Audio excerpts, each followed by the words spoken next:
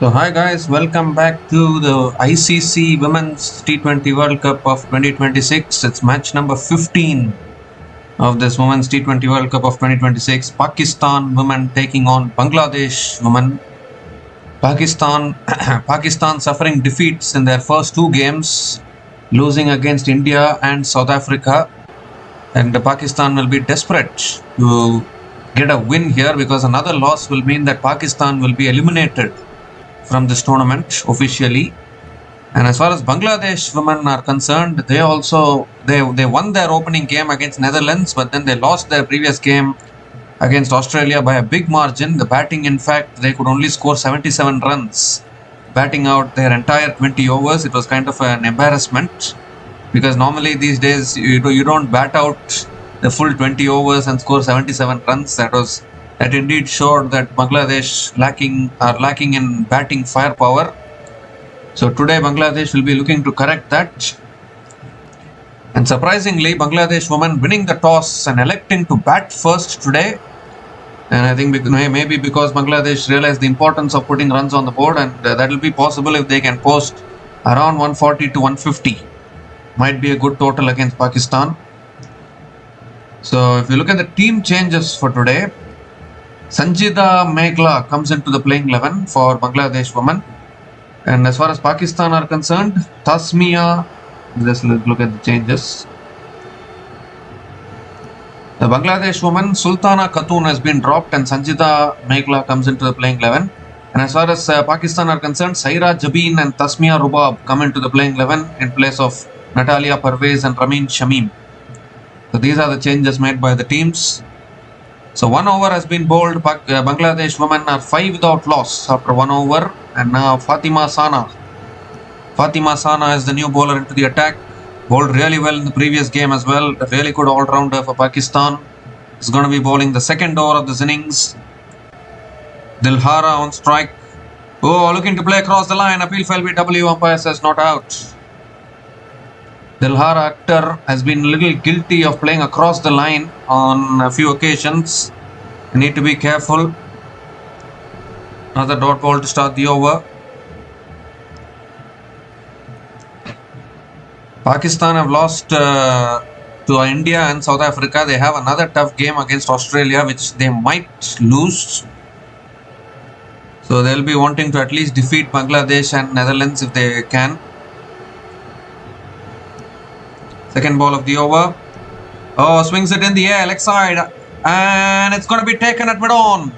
Really good catch. She attempted the shot in the previous delivery as well, but got hit on the pads. But this time around, she connected it, but again, lack of power. This has been a big problem as far as Bangladesh is concerned. The firepower, the power in their shots is something which they have been lacking. And once again, it causes the downfall of a Bangladesh batter. Dilhara Akhtar just hitting it in the air. Really good catch at mid-on, running backwards. And Pakistan get their first wicket. And once again, it is captain Fatima Sana who delivers the breakthrough for Pakistan. And Bangladesh losing an early wicket once again. Dilhara Akhtar out after scoring 5 runs from 7 balls. And Bangladesh women are 5 for 1 after 1.2 overs.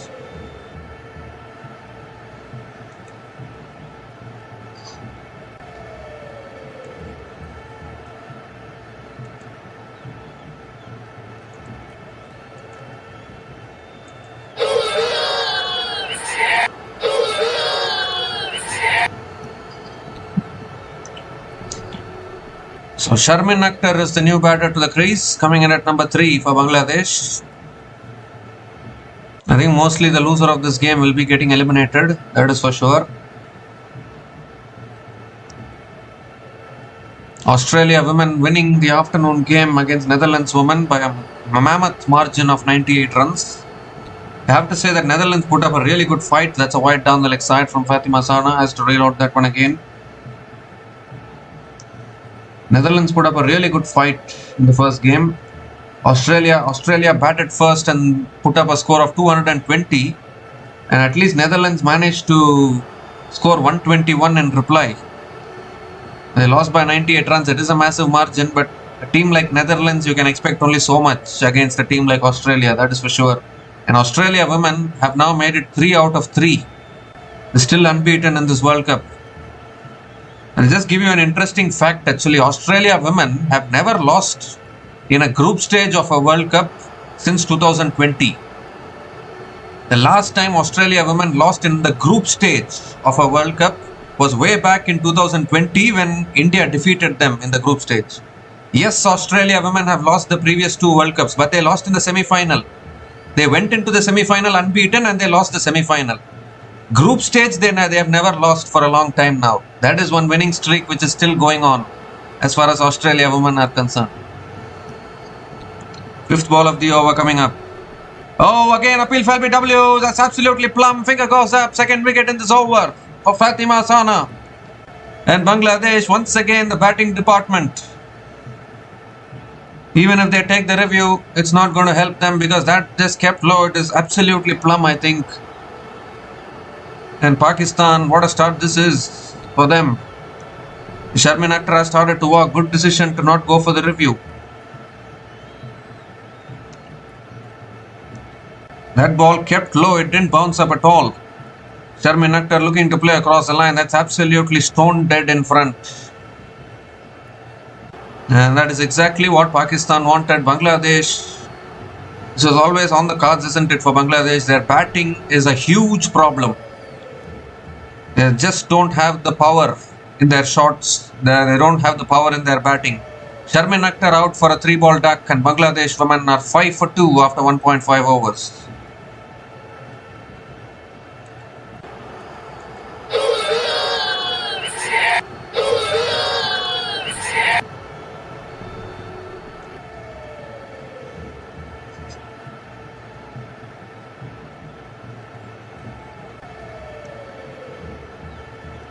So Nigar Sultana Jyoti is the new batter to the crease.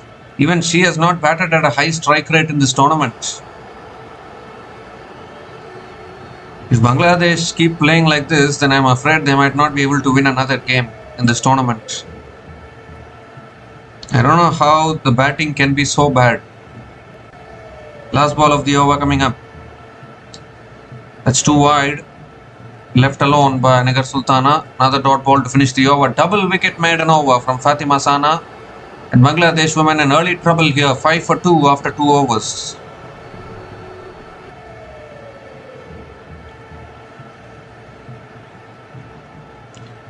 Well, the Pakistan captain always delivers, doesn't she? Fatima Sana. Even in the previous game against South Africa, they fought so hard. Obviously, South Africa won it in the end. But Pakistan took 8 wickets and gave South Africa a scare before South Africa got over the line. They are that kind of a team, Pakistan. Although Bangladesh women will take heart from the fact that they have defeated Pakistan women in the last 2 one-day international World Cups. You look at the 2025 Women's ODI World Cup, Bangladesh women defeated Pakistan women. And even in the 2022 Women's ODI World Cup, Bangladesh women defeated Pakistan women. But obviously when it comes to T20, it's a different ball game. Another appeal for LBW here. But this time I think maybe going down the leg side. Another dot ball to start the over. When it comes to T20 cricket, you need to have firepower in your batting. Without firepower, even in ODI you can survive because in ODI it's the longer format of the game. ODI and Test cricket. Obviously women don't play much Test cricket. So you can't talk much about women's Test cricket. But ODI is a longer format of the game. So there you don't need to constantly look for boundaries. You need to keep on rotating the strike. But when it comes to T20 cricket, power is very important. You need to be able to hit boundaries and sixes when it's needed. Only then you can survive in T20 cricket. And in that aspect, Bangladesh women are struggling big time. That slog swept away beautifully by Juwaria Fardas. Gets off the mark with a couple of runs. I just get a feeling here that Bangladesh are feeling some pressure. Slog sweeps again. Has she found the gap? Long on comes around. They'll pick up another couple of runs. So Sadia Iqbal is bowling really well here. None for 9 in her 1.3 overs.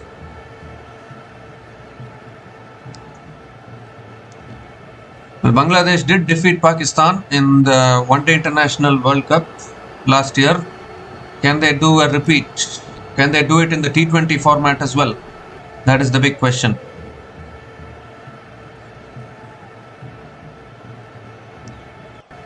That's a quicker delivery on the stumps, and Juaria Fernandez punches it back to the bowler. Another dot ball here. In fact, the only match which Bangladesh women won in the ODI World Cup last year was against Pakistan. They lost against all the other oppositions who looking for the slug sweep there. And meanwhile, though, Pakistan women didn't even win a single game in last year's Women's ODI World Cup. And they finished at last place. Although they gave scares to England and Australia. If anyone remembers in that one-day World Cup, Pakistan almost defeated Australia and England before the game slipped away. It's punched again back at the bowler. Another dot ball to finish the over. Excellent over from Sadia Iqbal. Just 4 runs came from that over. And Bangladesh women are 9 for 2 after 3 overs.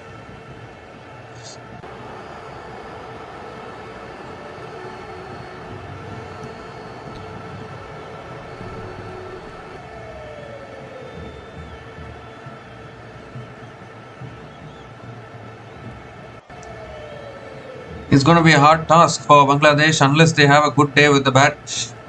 It will be very tough for them to beat even Pakistan, that is for sure.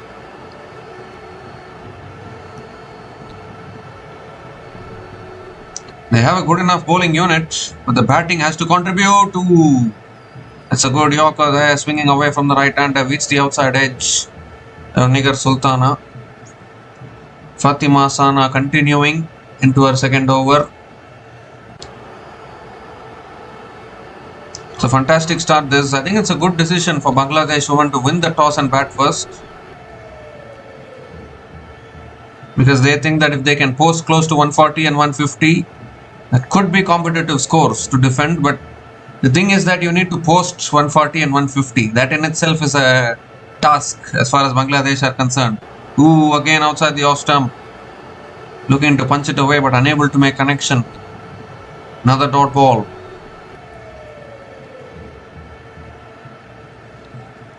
So a really good start to this over here from Fatima Sana.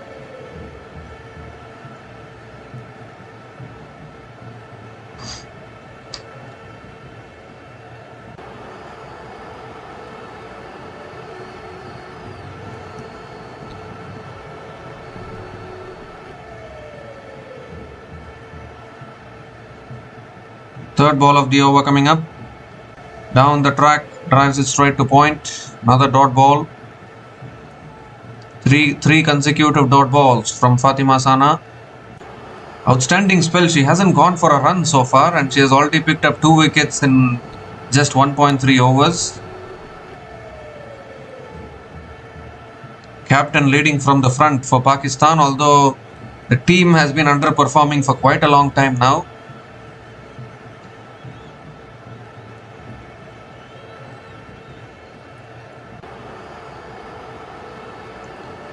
Full again. Nigar Sultana looking for the drive. Misses it again. 4 consecutive dot balls from Fatima Sana.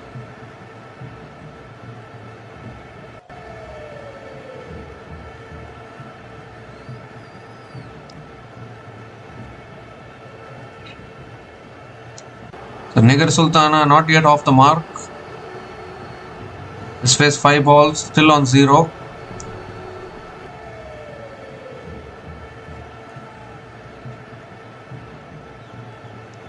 Bangladesh are struggling against good bowling attacks. This time driven straight to point. Almost a chance of run out there. Well, they're appealing for a run out. I think the batter has made her ground. Or has she? They went for a quick single.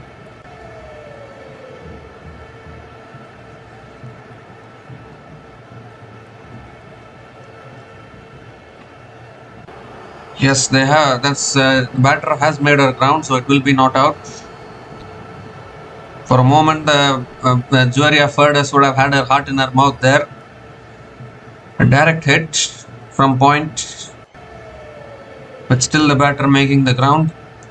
So again another good over here for Pakistan. Just one run coming from this over. Still one ball left.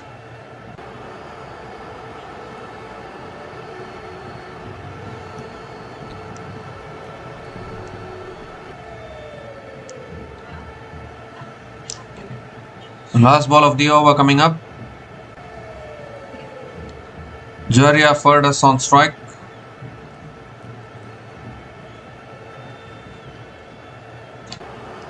This time flicked away, it's in the air towards deep mid wicket. Jaria Furdas picks up another single to finish the over. Just 2 runs came from that over from Fatima Sana, and Bangladesh women are 11 for 2 after 4 overs.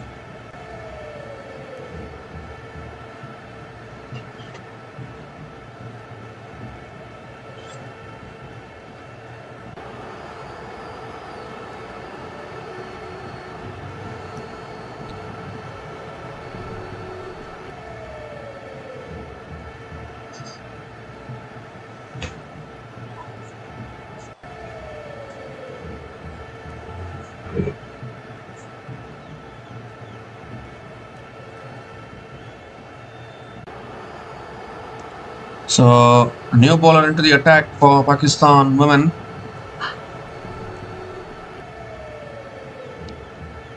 Tazmia Rubab is the new bowler into the attack for Pakistan. And again a good start here. Bangladesh again struggling with the current run rate. 2.75 the current run rate. This is the problem here. They're going to even struggle to score 100 runs if they bat at this rate. Tazmia Rubab over the wicket. And that's back of the length. Defended back to the bowler. Another dot ball to start the over.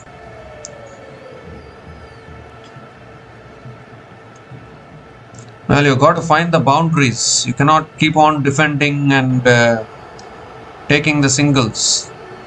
This is T20 cricket. Aggressive batting is very important.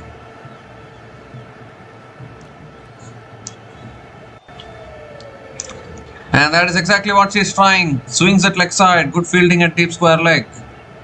Then Jaria Furdas will pick up another couple of runs.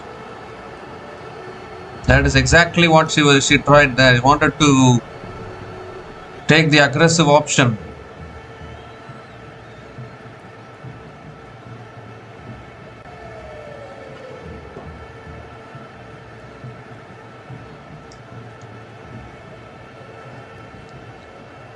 Four more deliveries left in this over. Jaria Furdas looking to bat with positive intent. Third ball of the over. Goes again. But has she got enough? No. Deep mid wicket takes the catch. And another wicket falls for Bangladesh. Tazmia Rubab strikes again. Just not able to get hold of it there. And simple catch at deep mid wicket. 3 wickets down now for Bangladesh in the power play. In a lot of trouble now once again with the bat. You can't blame Jaria Furdas for playing that shot because aggressive batting is very important in T20 cricket. But Nashra Sandhu completing the catch at deep mid wicket. And Pakistan are right on top here. Jaria Furdas is out for 7 and Bangladesh women are 13 for 3 after 4.3 overs.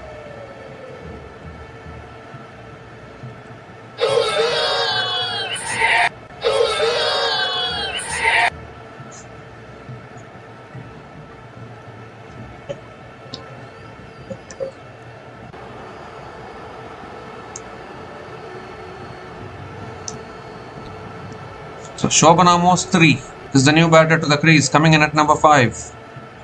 Well, Bangladesh women need to identify some talents and try and bring them into international cricket because this is not the way to go as far as their batting is concerned. Again and again the batting is struggling. We saw it against Australia as well, scoring 77 runs in their entire 20 overs. That was an absolute shame. And now here against Pakistan once again struggling by losing 3 early wickets. This is not at all the way to go for Bangladesh women's cricket. They need to find some good talents. They need to find batters who can hit the ball, can find the boundaries. It's on the stumps, defended back to the bowler. Otherwise, Bangladesh women's team won't improve. They need to improve from here. They will have they are having a tough time now in this World Cup, and that is because their batting is not suited for T20 cricket. For T20 cricket, you need to have batters who can take on the bowling, who can attack when needed, anchor the innings when needed. So many factors are there in T20 cricket, and this Bangladesh women's team at the moment is not ticking any boxes. That is why they are struggling. Again, current run rate 2.69. This is not the way to play T20 cricket.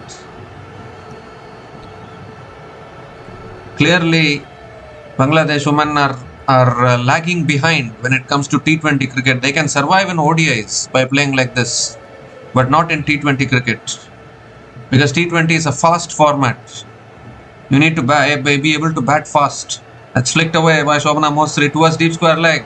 It's running away. Will that run away for 4?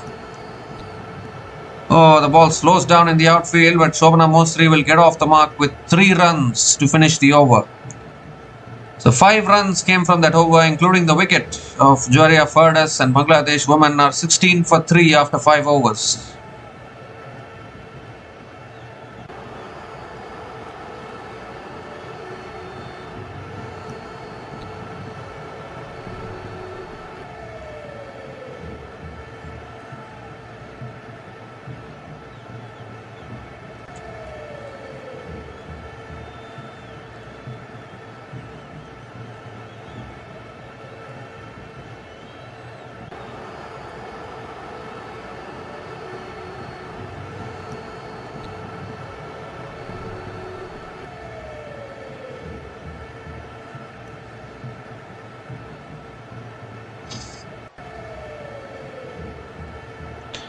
So Fatima Sana into her third over. That's cut away. Misfield at point.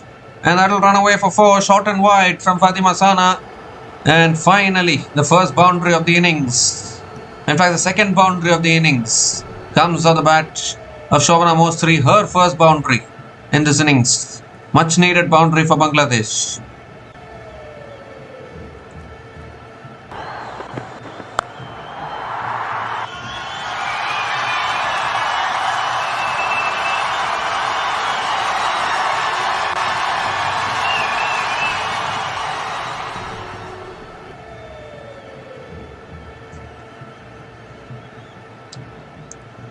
Oh, that's cut away again, but this time it goes towards deep point, and Shobana Mostri picks up another single.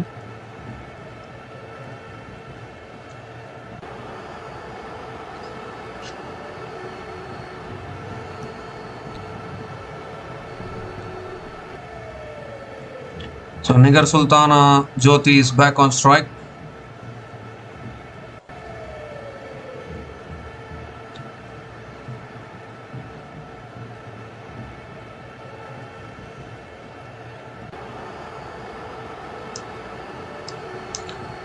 This time again on the stumps, driven towards covers. Another dot ball from Fatima Sana.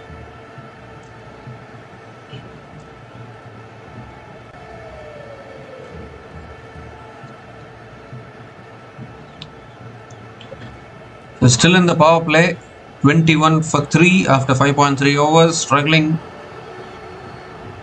Even Pakistan women's batting is also not that great in all honesty, but they surely have the capability to chase 120 to 130, you would think. They are that much capable. Nice driven again towards cover, shy the stumps. But they'll make their ground. Single completed. Nigar Sultana.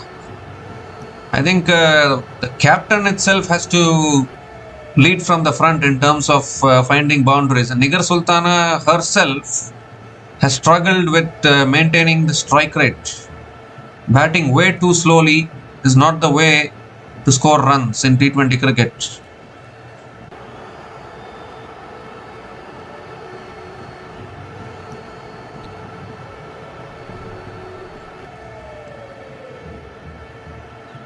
This time it's full, and Shobana Mostri defends it back to the bowler. Another dot ball from Fatima Sana.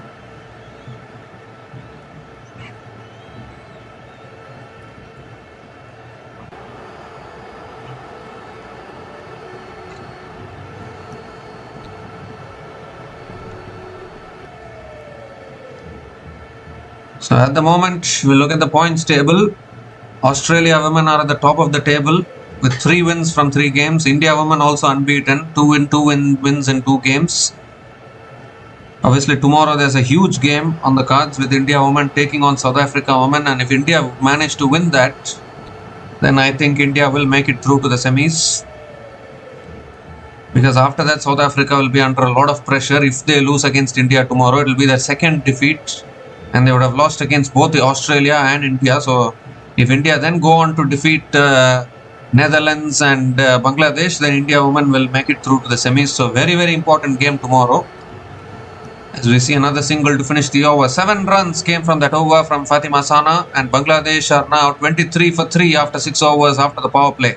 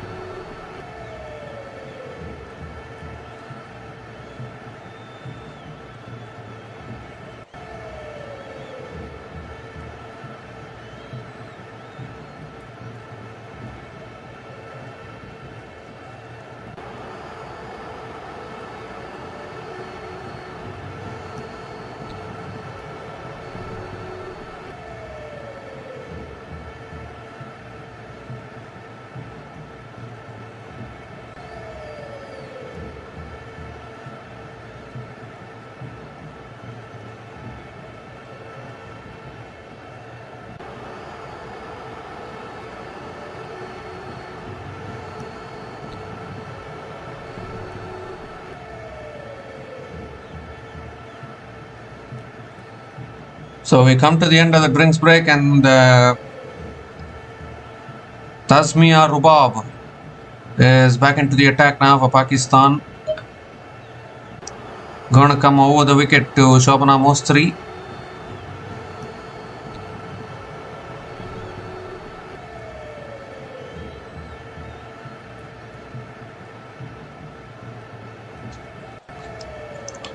Oh, that's too wide. Too wide from Tasmia Rubab. Has to reload that one again. Current run rate only 4 runs and over. They need to improve from here. Bangladesh, they need to increase the current run rate from here.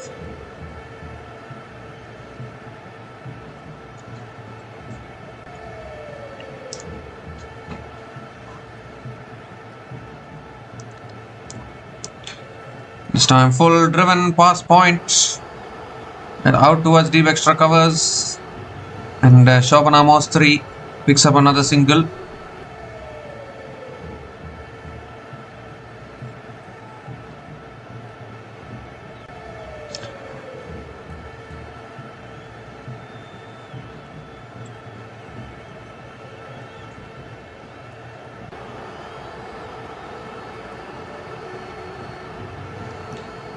A second ball of the over coming up.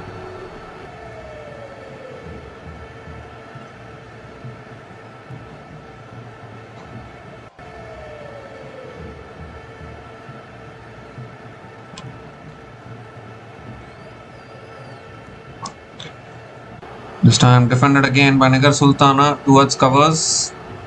And another dot ball from Tasmia Rubab.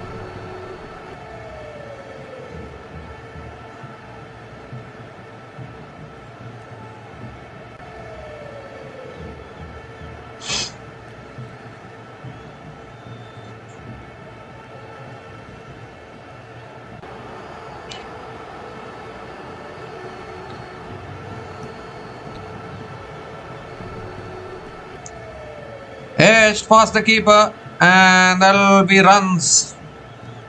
Beats deep third man into the boundary for 4. So finally, Nigar Sultana gets the boundary off the outside edge, but she'll take it. First boundary for Nigar Sultana Jyoti in this innings.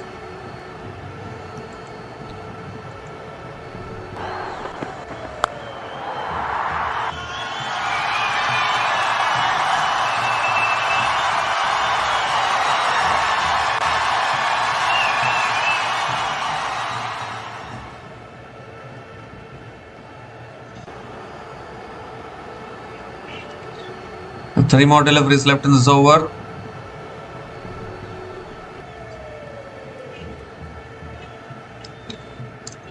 This time driven again straight to covers. Another dot ball from Tasmia Rubab. Still only 6 runs coming from this over. Still 2 balls left.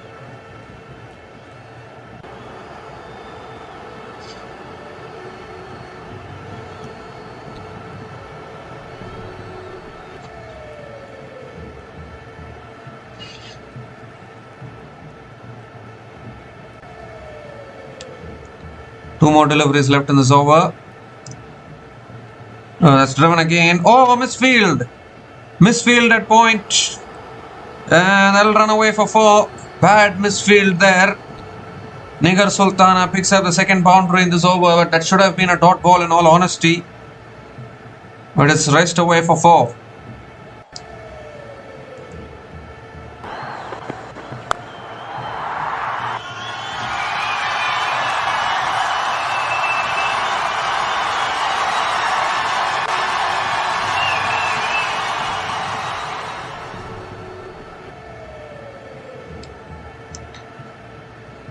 So now getting the boundaries here, Nigar Sultana, 2 boundaries in this over, last ball of the over. Back of the length again, driven down the ground to mid-off, and another dot ball to finish the over. 10 runs came from that over from Tasmia Rubab, and Bangladesh are now 33 for 3 after 7 overs.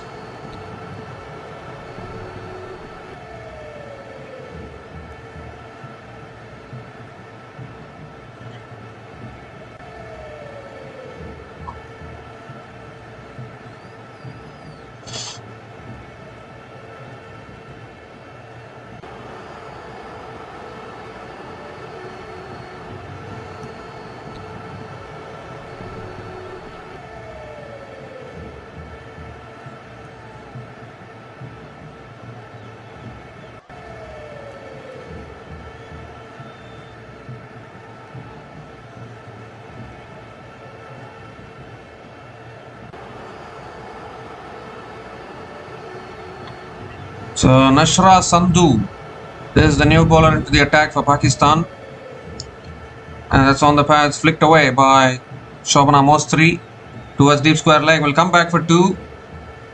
Another couple of runs to start the over.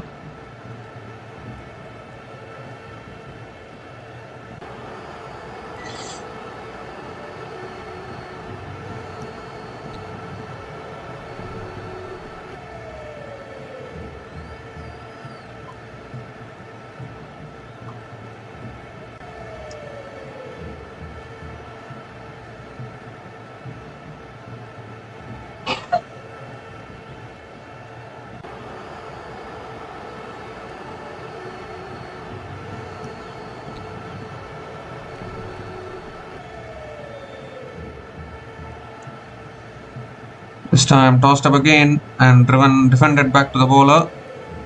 Another dot ball from Nashra Sandhu. Good start to this over. 2 runs from the first 3 balls of this over. This time defended again, straight to covers. Another dot ball.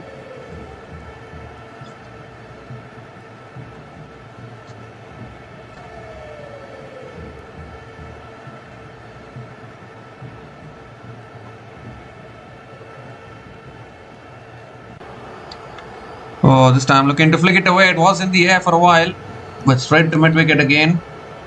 Another dot ball here.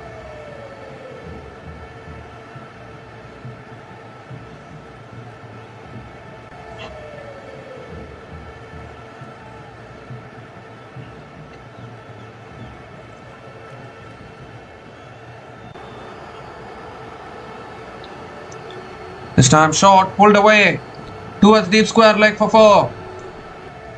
Too short on that occasion and beautifully pulled away by Shobana Mostri, and picks up another boundary. Now the boundaries are coming for Bangladesh.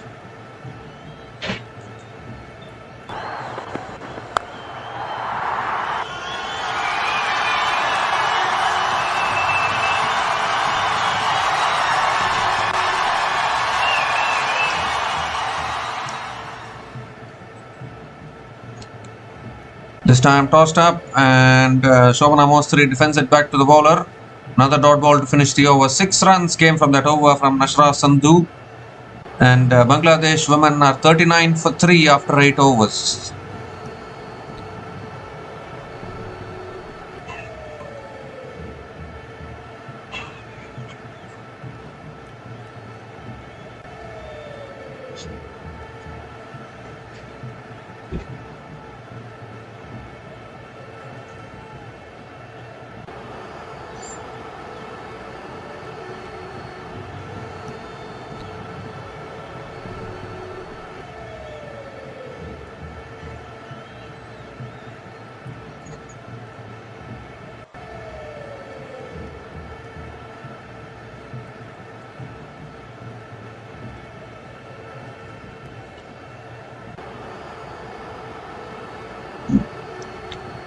So Tuba Hassan is the new bowler into the attack.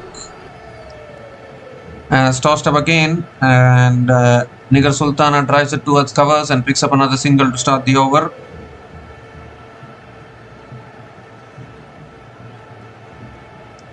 Shobana Mostri is back on strike.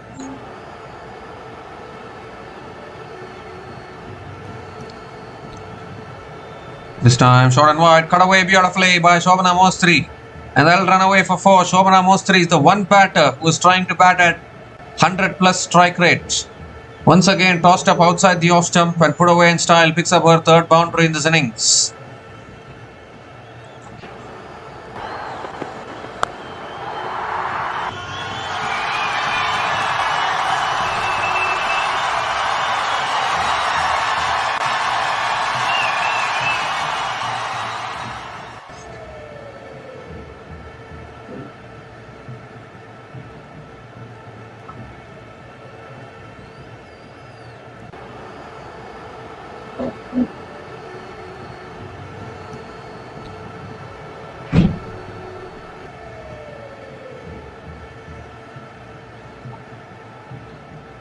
This time cut away again, but straight to point, and another dot ball.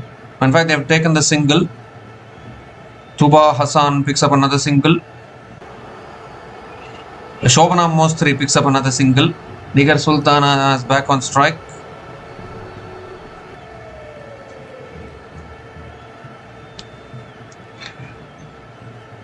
This time looking to cut it away outside the off stump, but unable to make connection. Another dot ball here.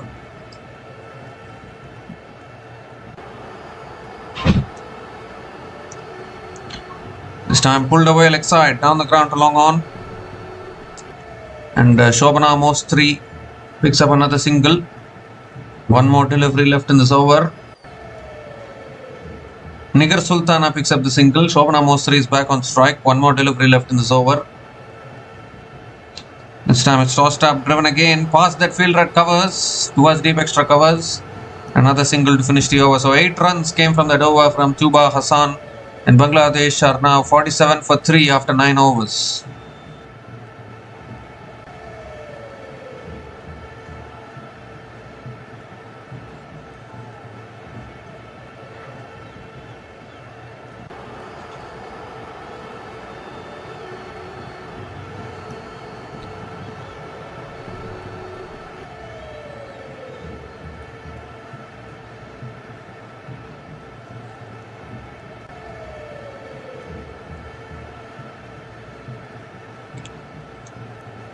So 47 for 3 after 9 overs. Current run rate is 5.22. Can they get towards 120, 130? Nashra Sandhu is continuing into her second over. Shobana Mostri 22 from 18. Batting at a strike rate of 122.22.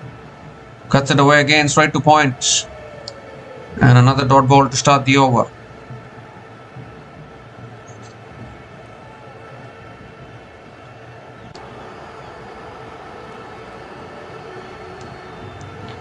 This time wide down the leg side from Nashra Sandhu. Has to reload that one again.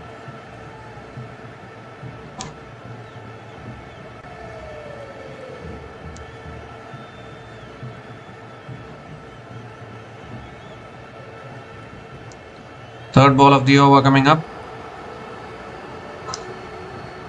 Ooh, looking to flick it away. Appeal for LBW. Moved right across to the off stump there. Umpire says not out. They'll be wanting to consider going for the review here because that looked very, very straight. She went well across to the off stump to flick it away. Goes for the review. So I need to have a look at this one. Original decision is not out. Was there bat involved in that? Only only bat involved can save Shobana Mostri there. And that could be a big wicket because Shobana Mostri has been batting well so far.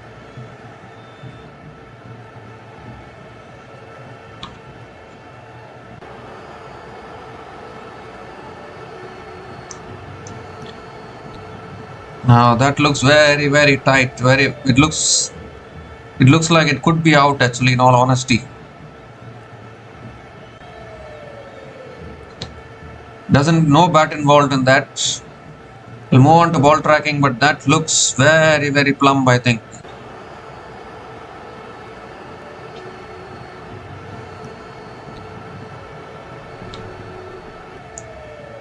So pitching outside off, impact in line, and wickets hitting the stumps. I thought so because he went so far across to the off stump, and she has been struck in front of the stump. So the fourth wicket goes down here for Bangladesh. The decision is reversed.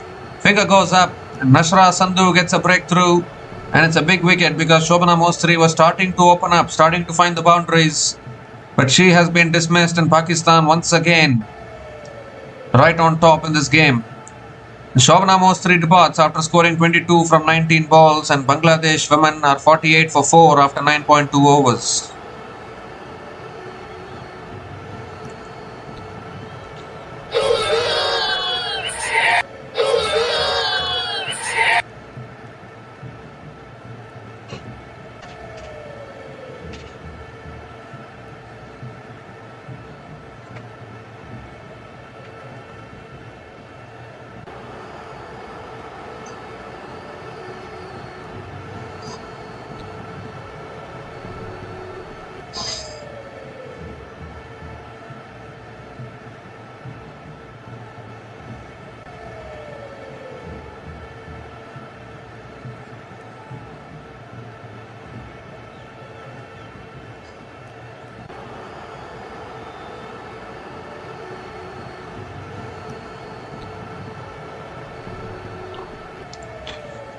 So Ritu Moni is the new batter to the crease, coming in at number 6. Bangladesh losing a lot of wickets here and making it tough for themselves, in all honesty.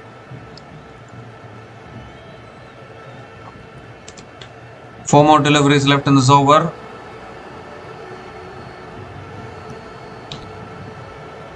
So Nashra Sandhu again continuing around the wicket to Ritu Moni. And it's punched again straight to covers. Another dot ball from Nashra Sandhu.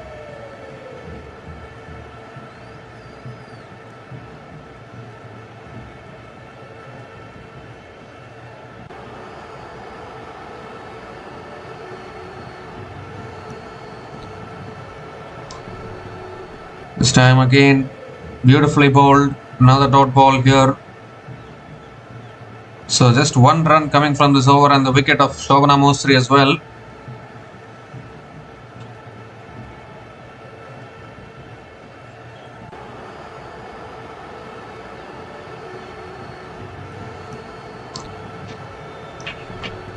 Two more deliveries left in this over. Ritu Moni back on strike. On the stumps again, defended again towards covers, and another dot ball to finish the over.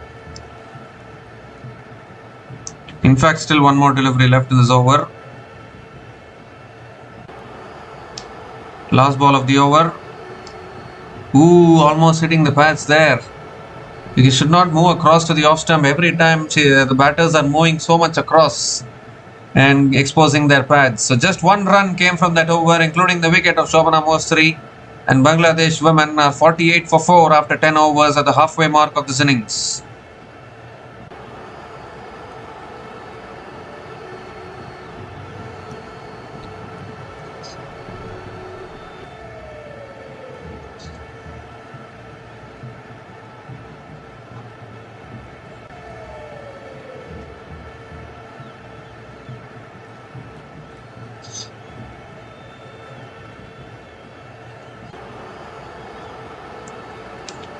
So Tuba Hassan continuing into her second over, and again another dot ball here. Nigar Sultana going for the cut shot.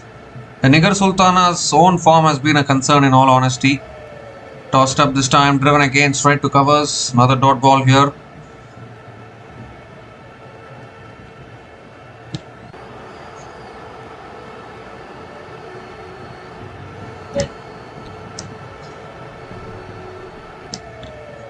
This time driven down the ground to long on, and Nigar Sultana picks up another single.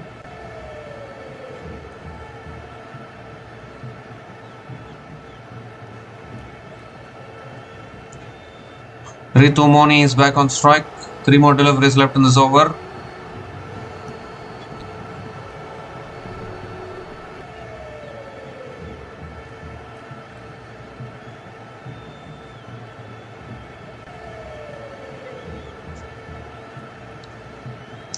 Ooh, pulls out at the last moment, Ritu Moni. So it will be given as a dead ball.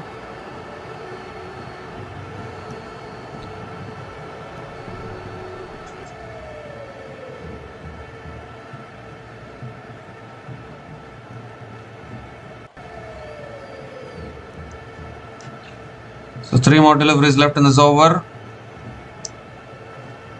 Short and wide, cut away again. Again straight to that fielder at covers. Another dot ball from Tuba Hassan.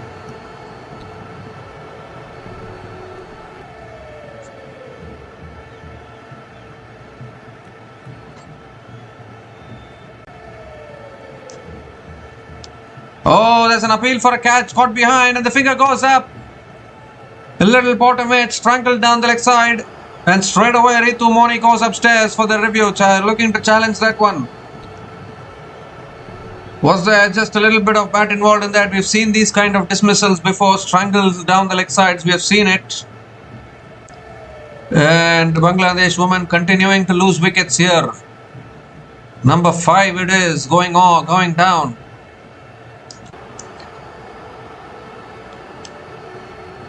And just need to have a look at whether there was bat involved. I think Ritu Moni is convinced that there's no bat involved in that. That's why she went for the review there. But this is turning out to be another kind of a disappointing batting performance from Bangladesh women, in all honesty, in this Women's T20 World Cup. Flat line as the ball passes the bat, so I think the decision will be reversed.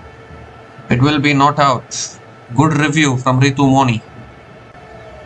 So decision will be not out, and she will continue to bat on. Yeah, not out it is. But we have seen these kind of strangles down the leg side.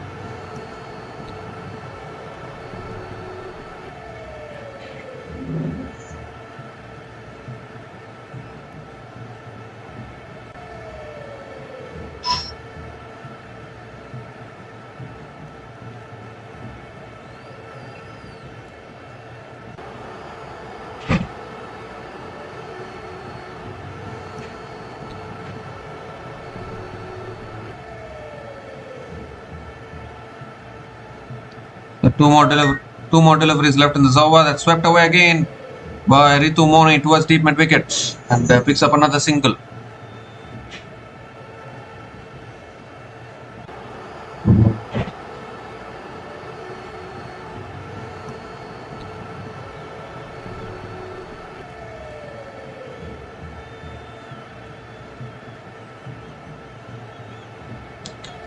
So one more delivery left in this over.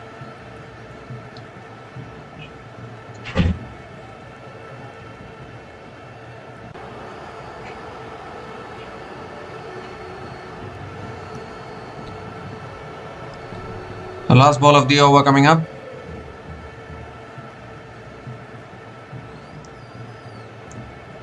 It's driven again by Nigar Sultana out towards deep extra covers and picks up another single to finish the over. Coming back for two, in fact. Chance of run out, big time. Oh, missed it. Missed it there. It was a huge chance of run out. But another couple of runs to finish the over. The 4 runs came from that over. 5 runs came from that over. And Bangladesh women are 53 for 4 after 11 overs.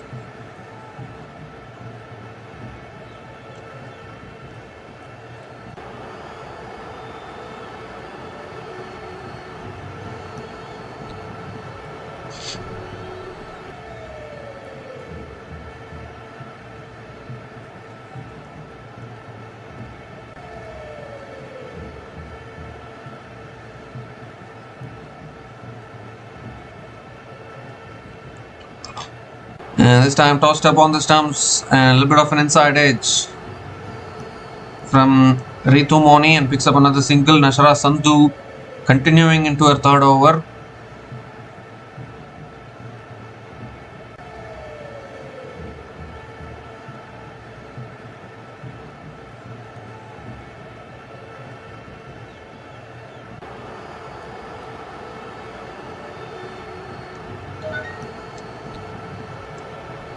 This time tossed up, driven again, straight to covers. Another dot ball from Nashra Sandhu.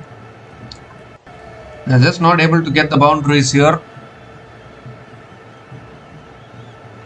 Goes for a paddle shot. Deep fine leg is there. Deep square leg in fact comes around. And another single for Ritu Moni. Another single for Ritu Moni.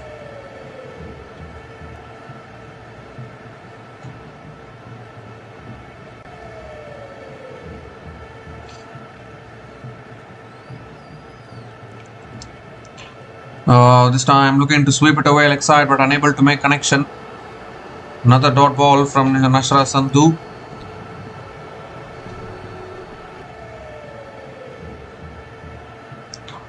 Last ball of the one more delivery left in this over. 3 runs have come from this over so far.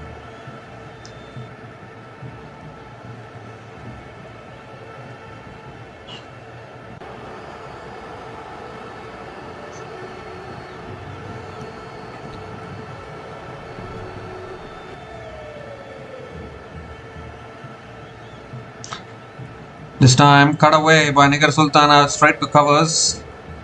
And another dot ball to finish the over. 3 runs came from that over from Nashra Sandhu, and Bangladesh women are 56 for 4 after 12 overs.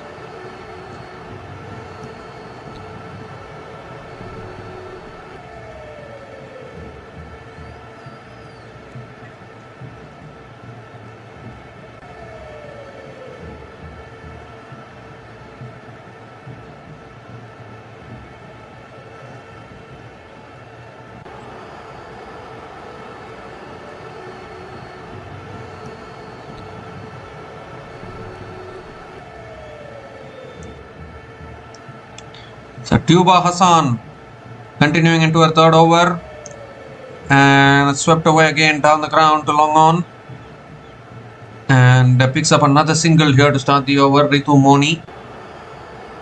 Boundaries have dried up once again. Only 8 more overs left in this innings.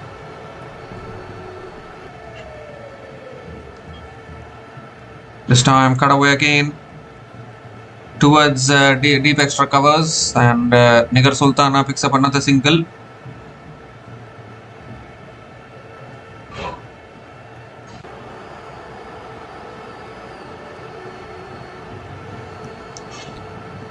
This time again cut away by Ritu Moni towards deep extra covers again, and picks up another single. 3 singles in this over.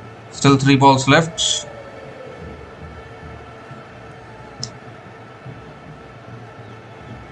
Ritu Moni 5 from 11 balls. Nigar Sultana 17 from 24 balls.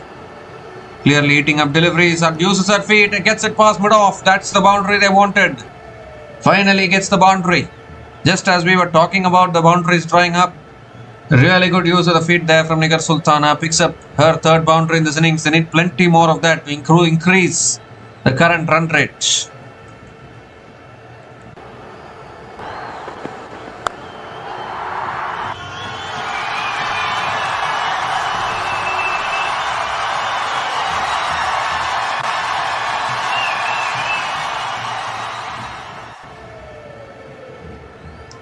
This time again down the wicket, hits it over mid-off, and that runs away for 4 as well. Back-to-back boundaries from Nigar Sultana Jyoti, using her feet beautifully here, and picks up another boundary.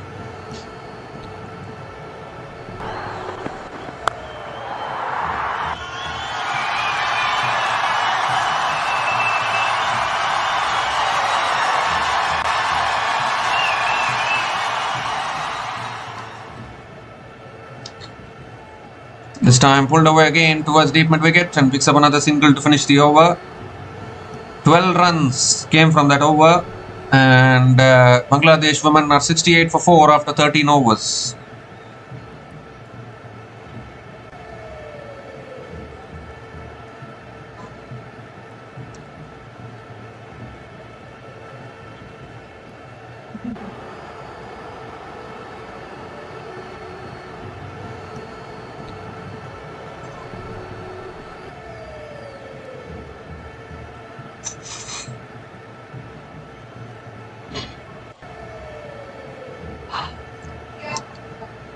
Nasra Sandhu now into her last over is tossed up again, and Nigar Sultana hits it down the ground to long off and picks up another single.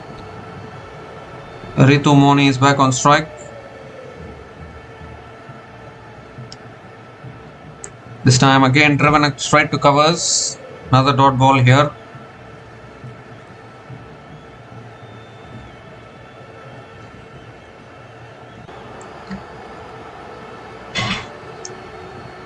Looking to flick it away again, straight to square leg, and another dot ball here.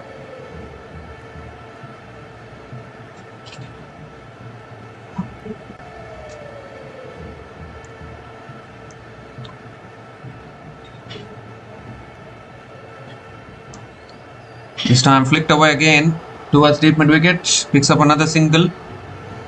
2 runs have come from this over, still 2 balls left.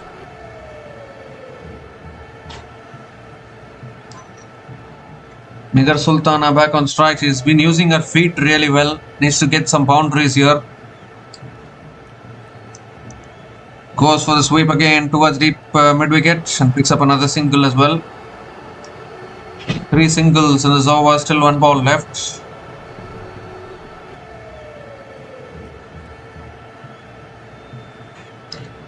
Last ball of the over coming up. And it's again defended towards point. Another single to finish the over.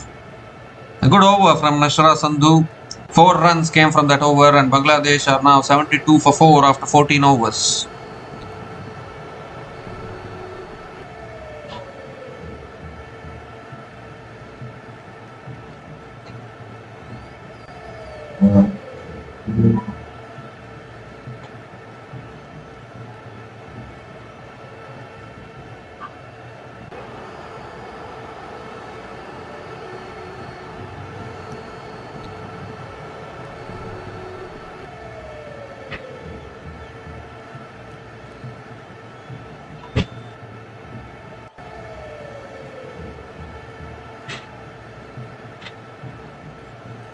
So Bangladesh women are 72 for 4 after 14 overs, and it's also the time for the drinks break.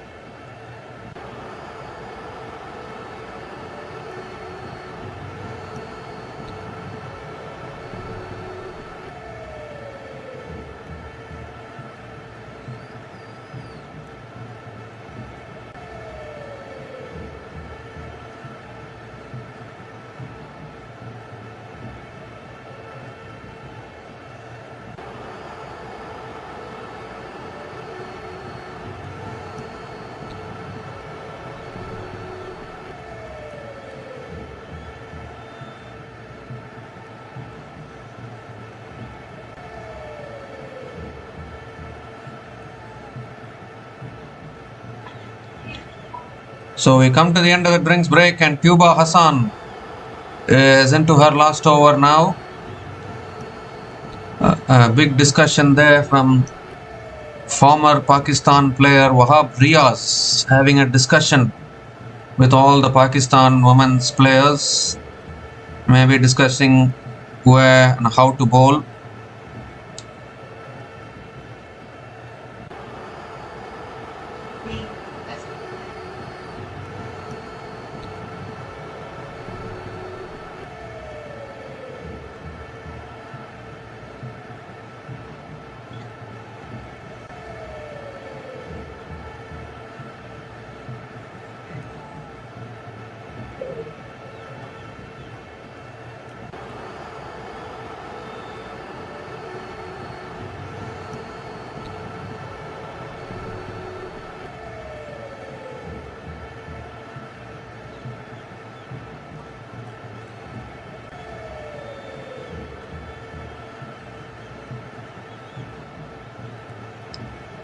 So 72 for 4 after 14 overs.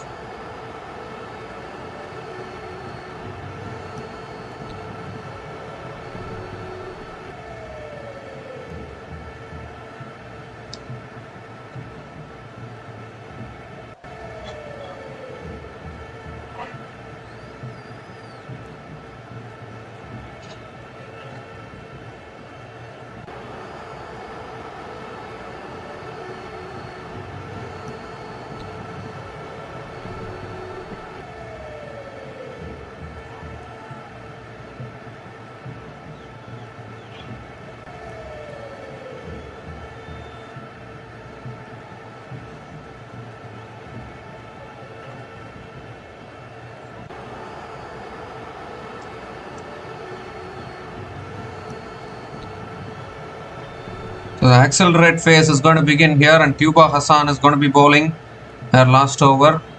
Ritu Moni is on strike.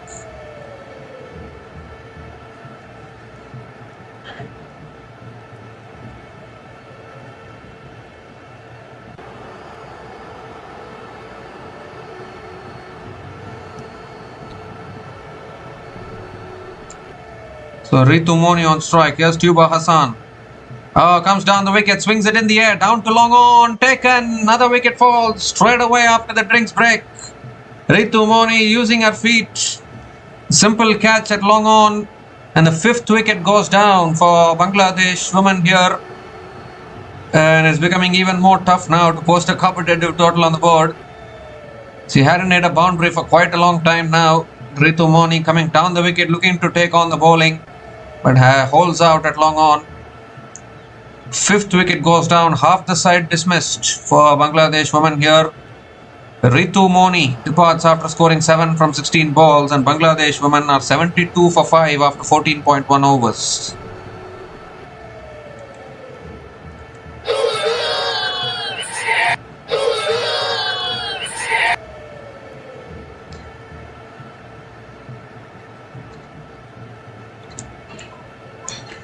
So Shorna Akhtar is the new batter to the crease, coming in at number 7.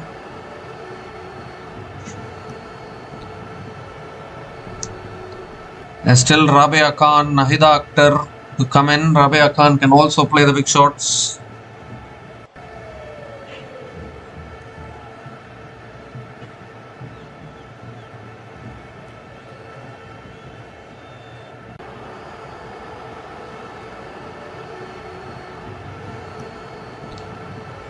So Shorna Akhtar coming in here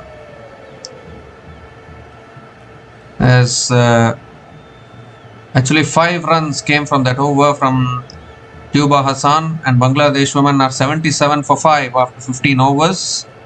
And now Sadia Iqbal. Sadia Iqbal is going to be bowling 16th over of this innings.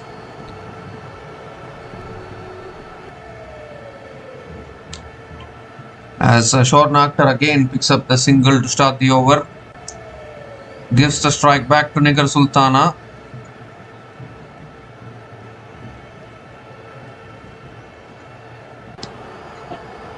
Nigar Sultana 32 from 31. She has hit 5 boundaries so far. Much better strike rate when you compare it with the previous game.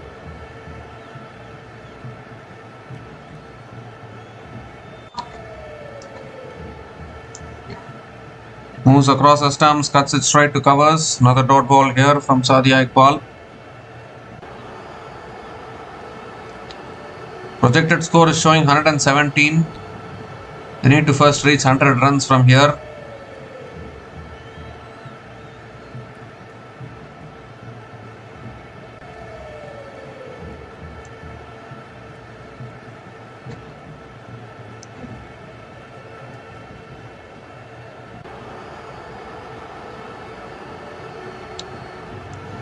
Fourth ball of the over.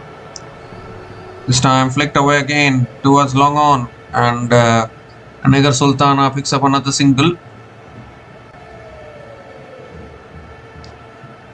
Shorna Akhtar is back on strike.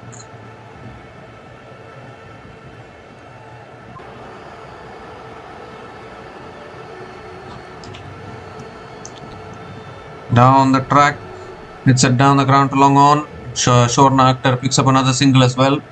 Another economical over here. Just 3 runs coming from this over. Still 1 ball left.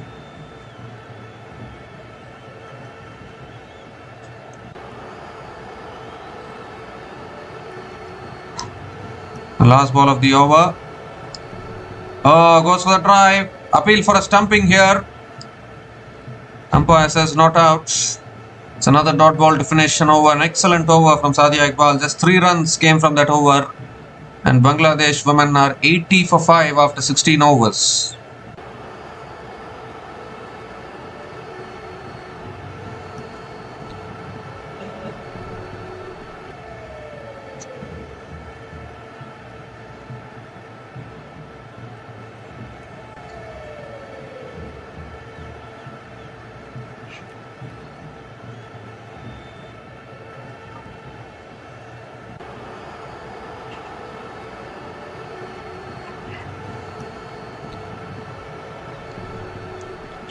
So 4 more overs left in this innings. Shorna Akhtar 3 from 5 balls. Nigar Sultana 33 from 35 balls. So Tasmia Rubab is going to be bowling the 17th over. Is into her 3rd over now.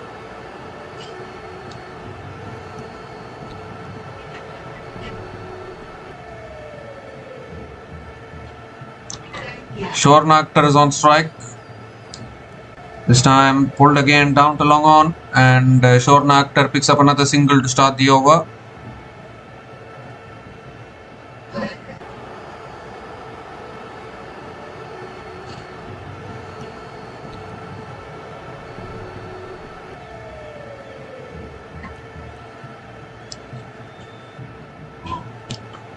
This time shot again, pulled away again, but again that fielder is placed there. They have had their fielders in the right positions.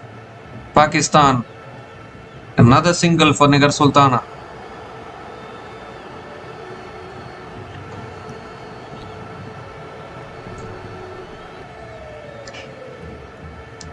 So third ball of the over coming up. Shorna Akhtar is capable of big shots. Oh, that swung away leg side. That's a good shot. That's what she's capable of. 1 bounce and into the boundary for 4. So finally some aggression. Shorna Akhtar, she is capable of doing this. We saw glimpses of it in the 50 over World Cup last year. And now picks up her first boundary in this innings. They need plenty more of this. Try and at least get to 120.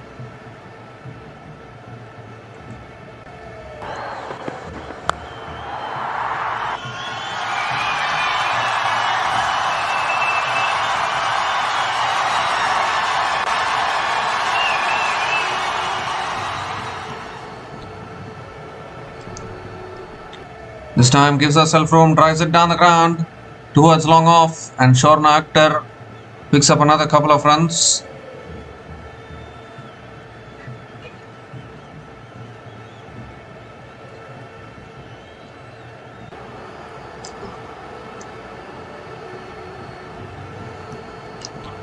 The 2 more deliveries left in this over. 5th ball of the over coming up. Full this time, beautifully bowled right up in the block hole. Shorna Akhtar hits it down to long on and picks up another single. Nigar Sultana is back on strike.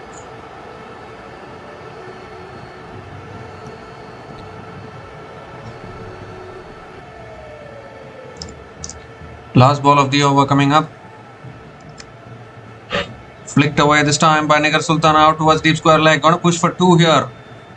And Nigar Sultana will pick up another couple of runs to finish the over. 11 runs came from that over from Tasmia Rubab. And Bangladesh women are 91 for 5 after 17 overs.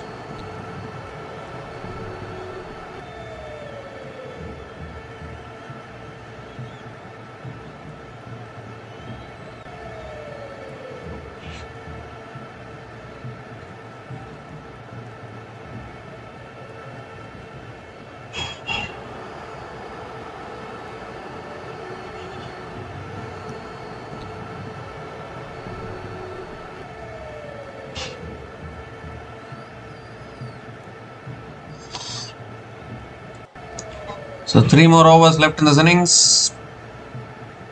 Can they get past 120 at least? Sadia Iqbal is going to be bowling. The 18th over. Comes down the wicket again, Shorna Akhtar, but hits it down the ground and picks up another single to start the over. Just a single once again.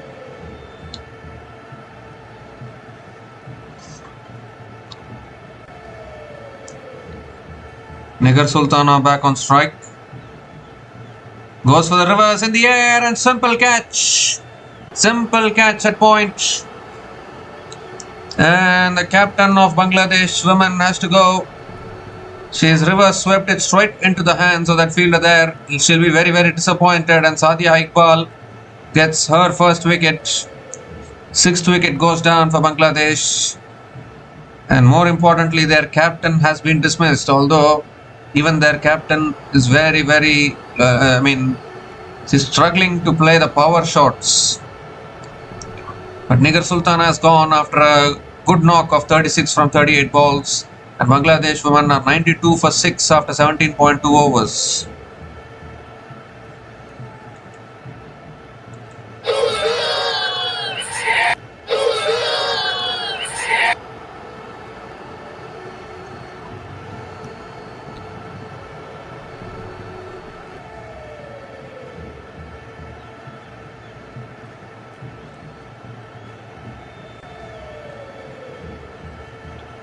So Rabia Khan is the new batter to the crease, coming in at number 8 for Bangladesh.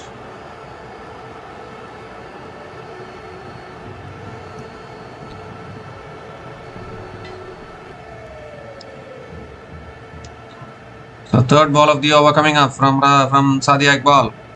Rabia Khan sweeps towards deep mid wicket and gets off the mark with a single. Shorna Akhtar is back on strike. 2 hitters of the ball, if we could call it. Shorna Akhtar is also a hitter of the ball.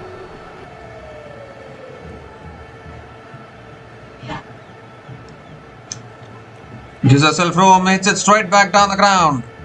1 bounce to long on. Oh, good stop at long on. They'll come back for 2.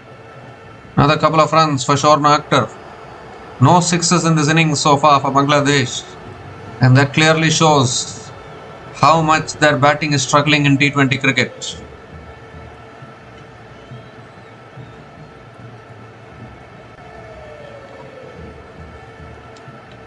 This time she goes over the top of the offside. And that'll go 1 bounce and into the boundary for 4. Gave herself room there to hit it over the top of the offside. Shorna Akhtar picks up another boundary as they go close to 100 runs.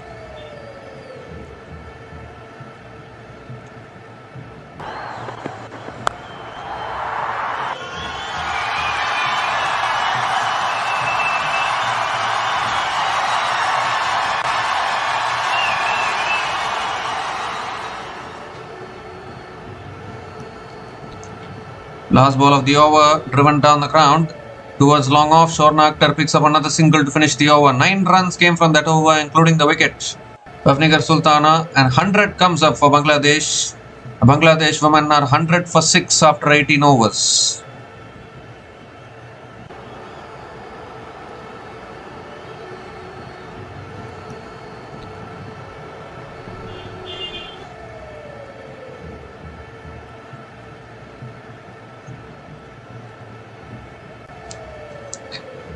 So 2 more overs left in this innings, and it has to be Shorna Akhtar who has to play the aggressor in these last couple of overs.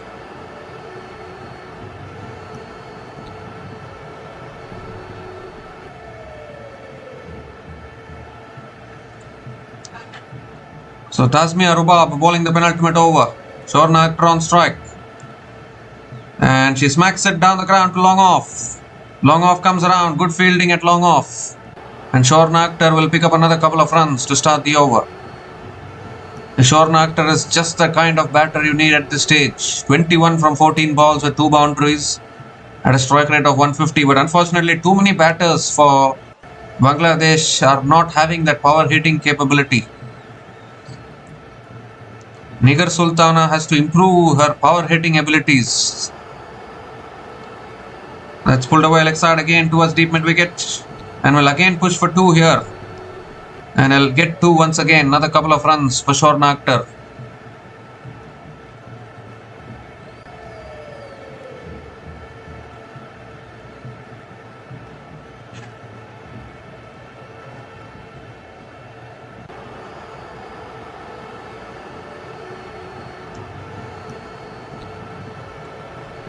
The third ball of the over coming up from Tasmia Rubab.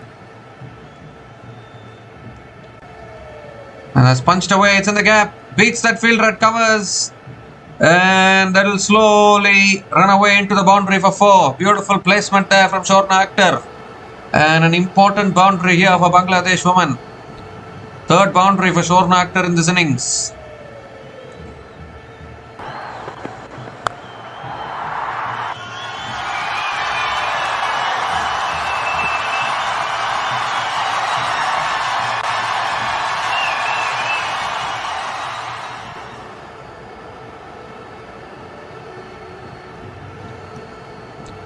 So 3 more deliveries left in this over.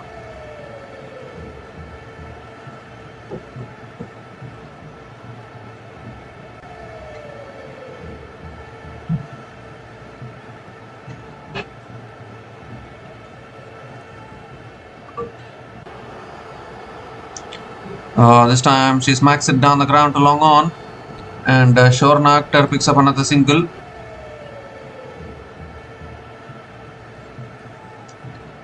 Two more deliveries left in this over. Rabia Khan is back on strike.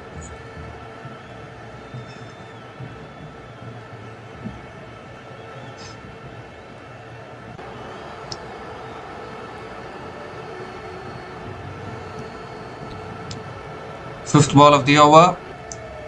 That's driven again. Straight to point. And another single for Rabia Khan.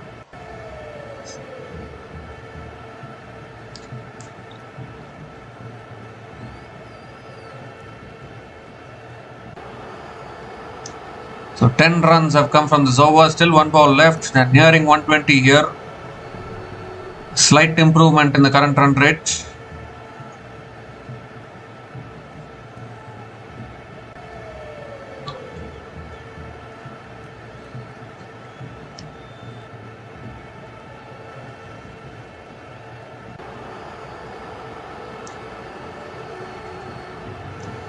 The last ball of the over coming up. Oh, that's guided away again beautifully in the gap. And that'll run away for 4 as well. This is a very, very crucial knock here for Bangladesh from Shornacker. Showing her wide range of shots. An expensive over there from Tasmia Rubab. 14 runs came from that over. And Bangladesh women are 114 for 6 after 19 overs with 1 more over to go.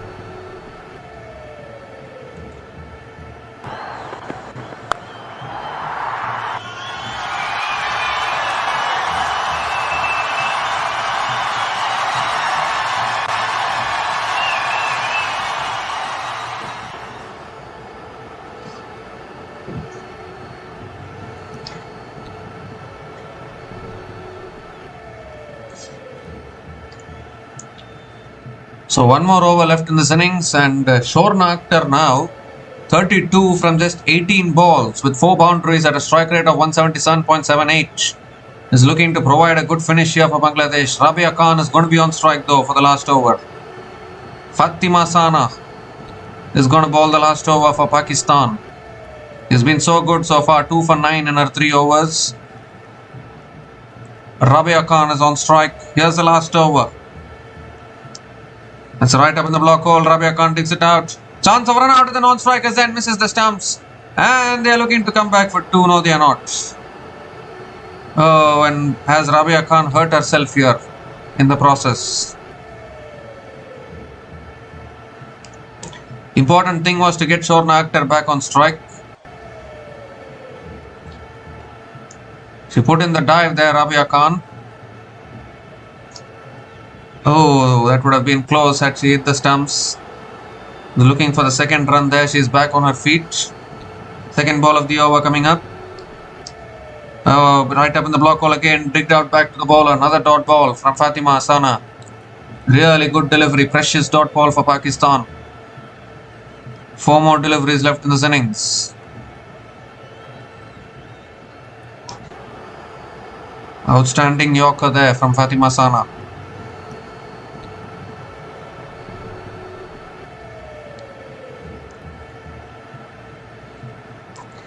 So third ball of the over coming up. Shorna Akhtar has to go big here. Full toss, swings it in the air. Out towards deep mid wicket. 1 bounce to deep mid wicket. They'll come back for 2 again. And they'll get 2. Another couple of runs for Shorna Akhtar. 3 more deliveries left in this innings now. Shorna Akhtar is playing a crucial knock here for Bangladesh. Pakistan's batting has also struggled. So you never know. Get above 120 and get early wickets. Maybe even Pakistan can struggle. 4th ball of the over. Oh, goes for a paddle. They'll get through for a single though. They'll get through for a single. Gets a strike back to Rabia Khan. 2 more deliveries left in this innings now. 118 on the board. A good over so far from Fatima Sana. Just 4 runs coming from this over.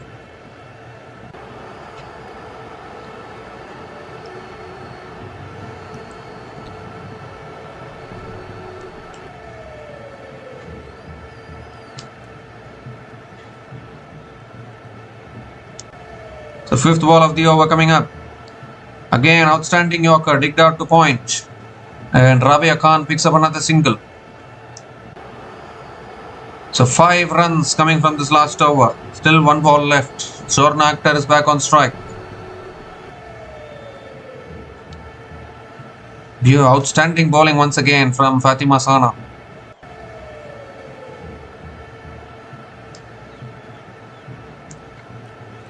Well, Bangladesh fans disappointed obviously, but last ball of the innings coming up.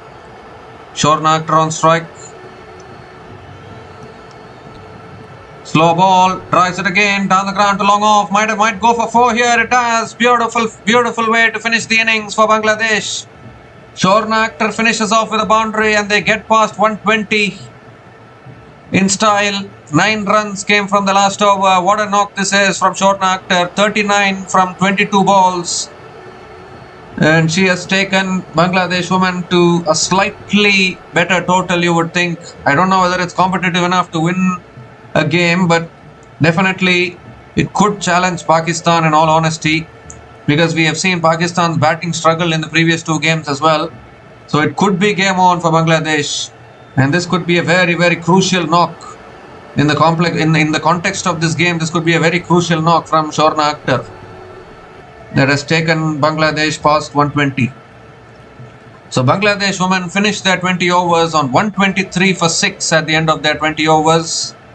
And if you look at Bangladesh's batting, again Dilara Akhtar falling for just 5, Juwaria Ferdas 7 from 11 balls, Sharmin Akhtar 3 ball duck. The top order again not able to contribute. But again, Nigar Sultana, Nigar Sultana is able to, I'll give you a guarantee that Nigar Sultana will be a very good player for ODI and Test match cricket. But for T20 cricket, 36 from 38 balls at a strike rate of 94.74 is not a good innings. You can play this kind of a knock in ODIs. 36 from 38 is a good knock in ODI cricket. It's a good knock in Test match cricket, but not in T20s. In T20s, you need to have a strike rate above 100, and Nigar Sultana has to work on that. But still a good knock of 36 from 38 balls. Shobana Mostri 22 from 19 balls with 3 boundaries at a strike rate of 115.79. But you would think that the decisive knock for Bangladesh towards the end from Shorna Akhtar, 39 from just 22 balls with 5 boundaries at a strike rate of 177.27, and that could be a very, very crucial knock for Bangladesh in this game. And if you look at Pakistan's bowling, Fatima Sana, the pick of the bowlers, 2 for 18 in her 4 overs. Sadia Iqbal, 1 for 21 in her 4 overs. Tasmia Rubab, expensive today, 1 for 40 in her 4 overs. Nashra Sandhu, economical, 1 for 14 in her 4 overs. And Tuba Hassan, 1 for 30 in her 4 overs as well. So Pakistan women, when they come out to bat, will need 124 runs to win this match from their full quota of 20 overs to pick up their first win in the ICC Women's T20 World Cup 2026. We'll be back again shortly to cover the run chase. Until then, please stay tuned.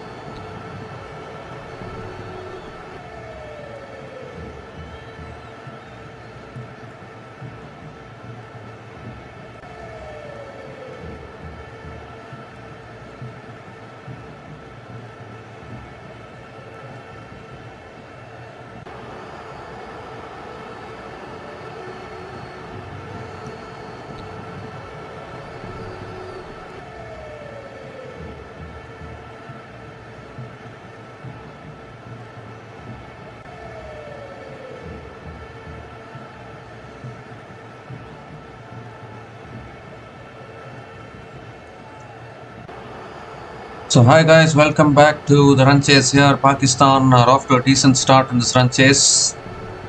25 without loss after 4.2 overs, required run rate of 6.32. I think Bangladesh did well to get to 123, which is a kind of decent total. I don't know whether it's a match winning total because you need to get 140, 150 for it to be a match winning total. But 120 range, I mean, they have given themselves something to bowl at. Whether that something will give them a win, I'm not quite sure. Munibali on strike, that's driven again, straight to point. Another dot ball from Maruf Akhtar.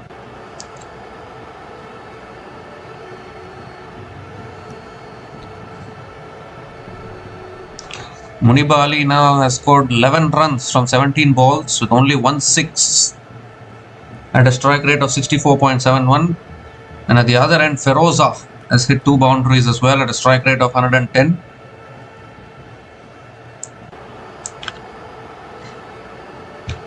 So fourth ball of the over coming up. Appeal for LBW here. Big appeal from Maruf Akhtar. Umpire says not out. There's an overthrows as well. They're going to get 2 extra runs as well. Coming back for 2. Now they might want to go for the review here.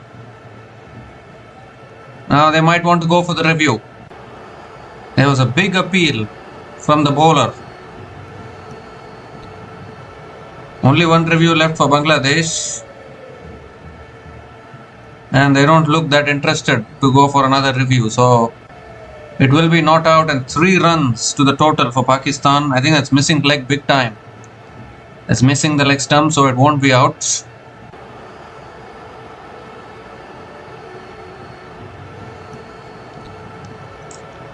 This time on the pads, flicked away again towards deep mid wicket, and Feroza picks up another single.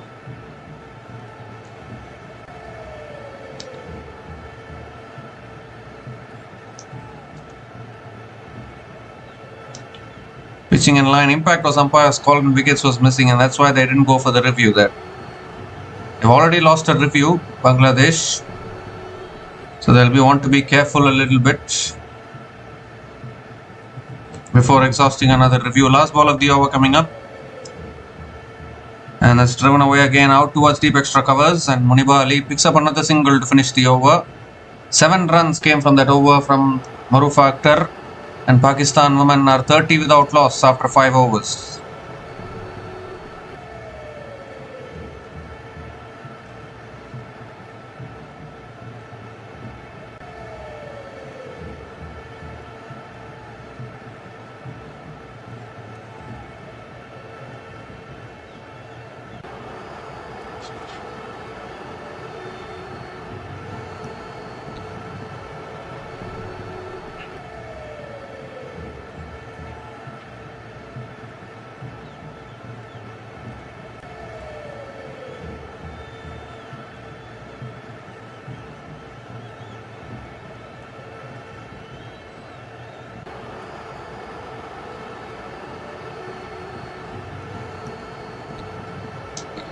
So Rabia Khan is the new bowler.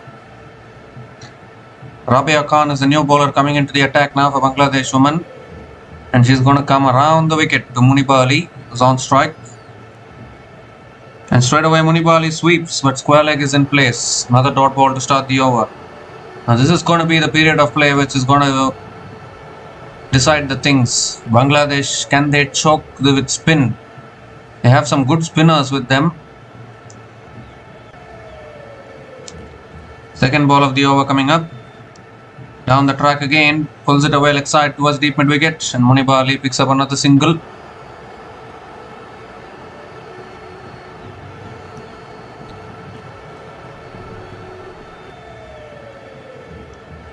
Gul Feroza is back on strike.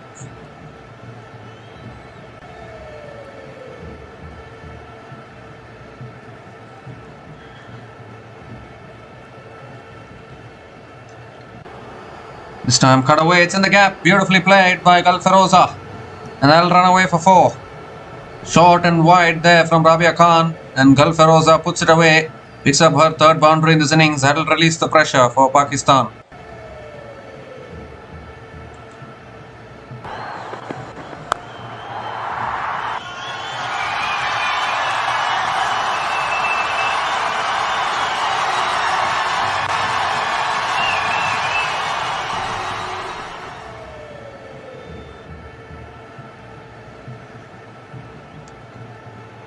this time the googly there, and Gulf Feroza punches it straight to covers. Another dot ball from Rabia Khan. I think she needs to toss it up a little bit more. She's trying to bowl it flat, but it's ending up becoming a short ball. If you bowl it flat, you need to toss it up, make the batter play on the front foot. Yeah, that's much better. Flicked away by Feroza. Might push for 2 here. Coming back for 2. And they'll get the couple of runs.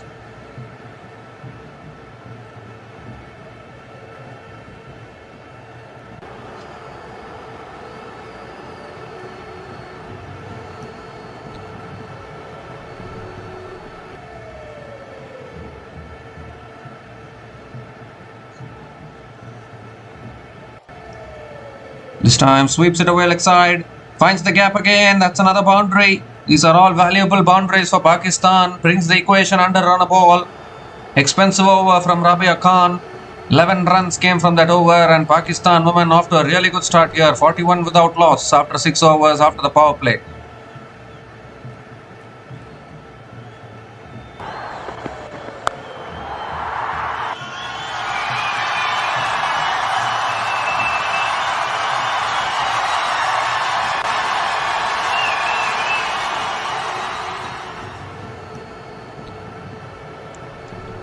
And it's also the time for the drinks break.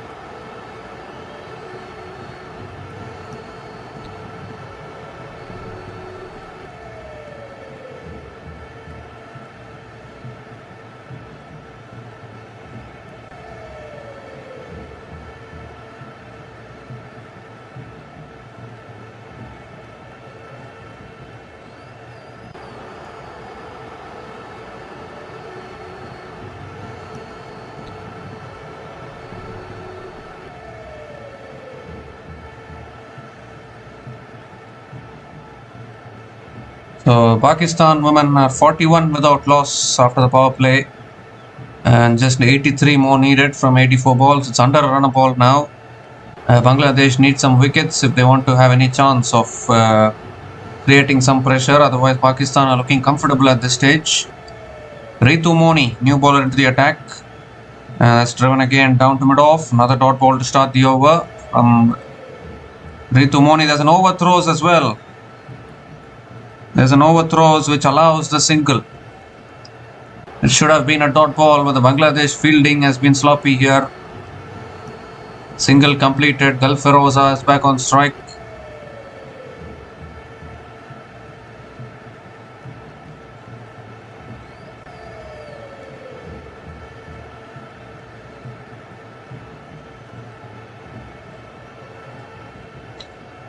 Second ball of the over coming up.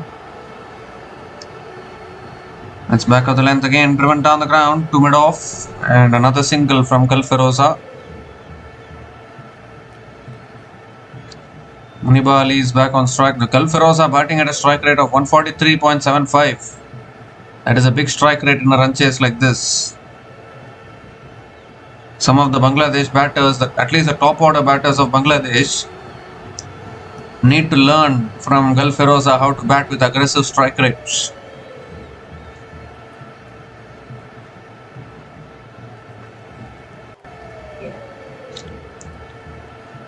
Third ball of the over around the wicket now. And it's driven again straight to point.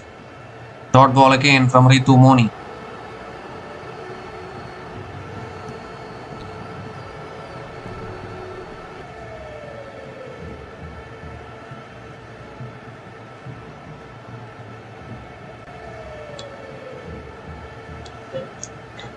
This time goes down the ground. Mid-off comes around, chance of run out at the bowler's end. Oh, directed would have been gone. And there's another overthrow. No, the backup is there. There was a big chance of a run out there though, at the bowler's end. I don't know what was the bowler doing. The bowler should run up to the stumps so that she can collect the ball and take the bails off. The bowler was just ball watching. Sure, he should be going towards the stumps because there can always be a chance of run out. Makes it easier for the fielders. See there, the directed would have been gone, but more often than not, directed will be tough for the fielders. So the bowler should be ready to gather the ball behind the stumps. This time, and gets it past mid-off this time. This will go for 4. Adding insult to injury, you missed a run out to the previous ball. The next ball, Muniba Ali puts it away to the boundary, and once again the equation comes under run a ball for Pakistan.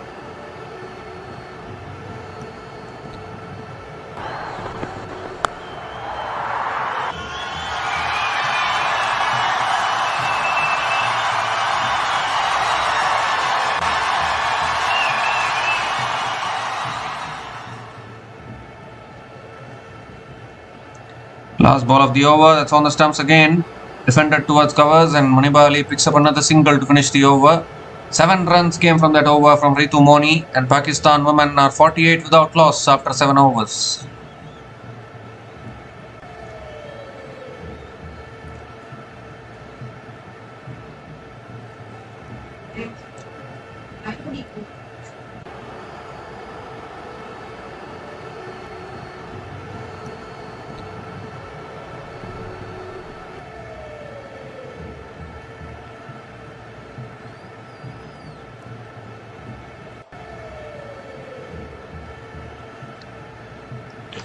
So Bangladesh women just not able to get wickets at this stage. The opening partnership has started really well here for Pakistan women, and they're looking to pick up their first win in this Women's T20 World Cup today. They couldn't get a win in the ODI World Cup last year. Can they at least get a win here? That is the big question. Obviously, they have another game against Netherlands, who are a much weaker team compared to Bangladesh. So Nahida Akhtar is the new bowler into the attack now for Bangladesh. Left arm off spin coming around the wicket to Muniba Ali.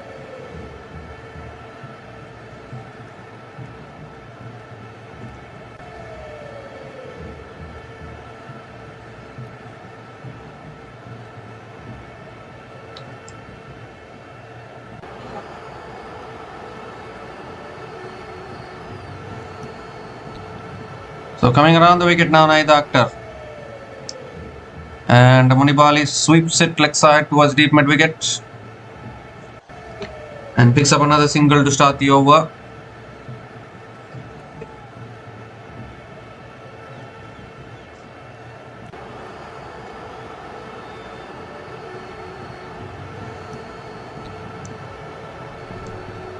Now Kalferosa is back on strike. 75 more needed now from 77 balls.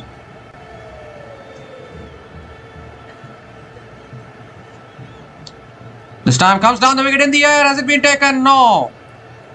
It has not been carried to the bowler. That is the big question. Oh, in fact, it has been taken, is it? No, it's not. Third ball of the over coming up from Nahida Akhtar. This time cut away and it's taken this time. at cover, so the wicket has gone down. It was short and wide there. Galferosa cuts it straight into the hands of the fielder at covers. And finally, this opening partnership has been broken. Nahida Akhtar gets the breakthrough. And could this be the wicket that Bangladesh women were looking for?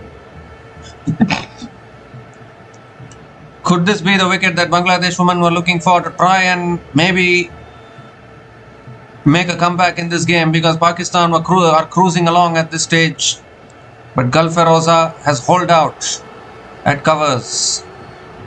So Galferosa departs after scoring 23 from 18 balls, and Pakistan women are 49 for 1 after 7.3 overs.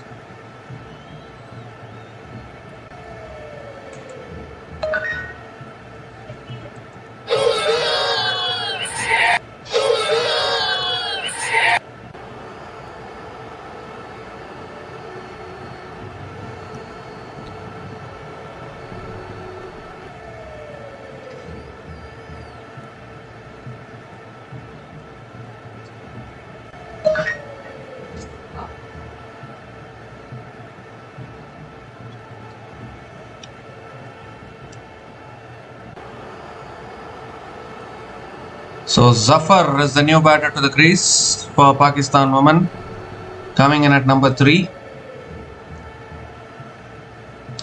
Ayesha Zafar is the new batter to the crease. The middle order of Pakistan women has been a little vulnerable in this tournament, as we see another dot ball here. Ayesha Zafar looking for the cut shot, unable to make connection.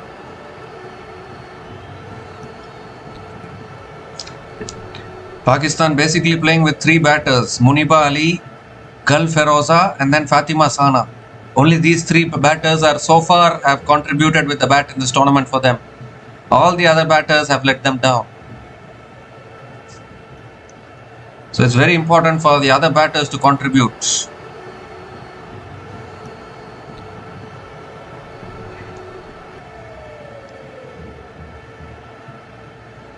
Last ball of the over coming up. And that's cut away in the gap. That'll run away for 4. Such a good over, ends with a boundary with on offer and put away by Shah Zafar. 5 runs came from that over. 50 comes up for Pakistan. Pakistan women are 53 for 1 after 8 overs.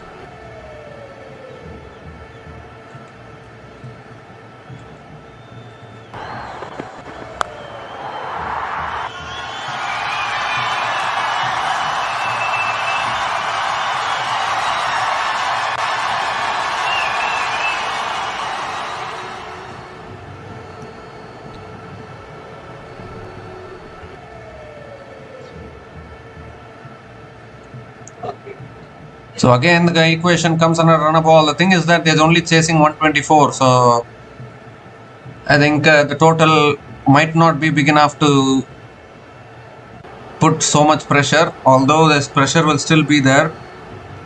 Ritu Moni now continuing into her second over. Muniba Ali on strike.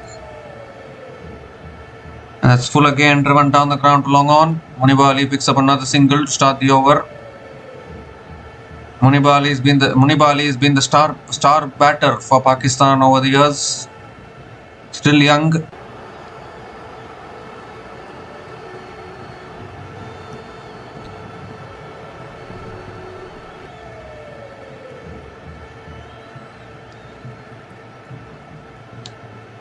Ayesha Zafar is back on strike.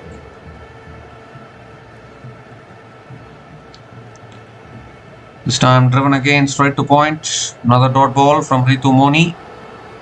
Bangladesh women have to buckle up in the field a little bit. Cannot allow easy runs at this stage.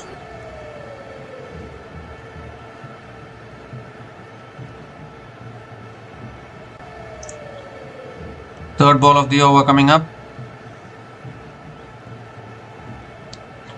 This time driven again down to mid-off. Another dot ball from Ritu Moni.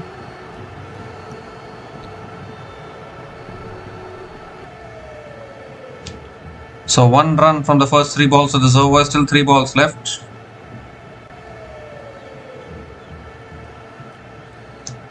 This time driven down the ground, good fielding at mid-off, and Ayesha Zafar picks up another single.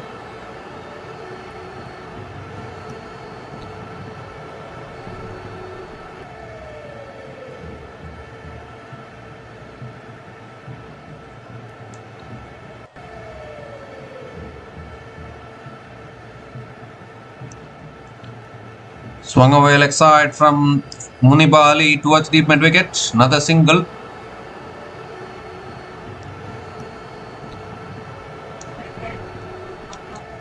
The only thing is the equation is like run a ball or so, but considering the fact that this is women's cricket, even run a ball equations sometimes can become tough. That's driven again down to long on. Ayesha Zafar picks up another single to finish the over. 4 runs came from that over from Ritu Moni, and Pakistan women are 57 for 1 after 9 overs.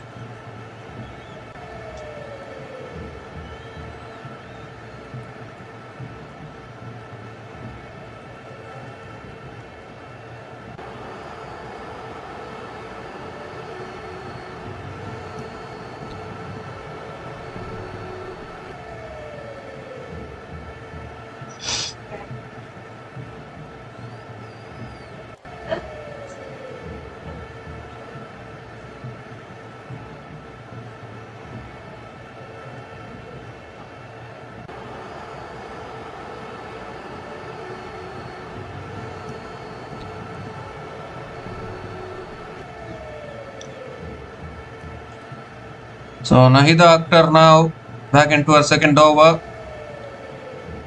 And it's flicked away again by Ayesha Zafar. Down the ground to long on. Might push for 2. It's towards deep mid wicket in fact. And Ayesha Zafar picks up another single to start the over. Muniba Ali is back on strike.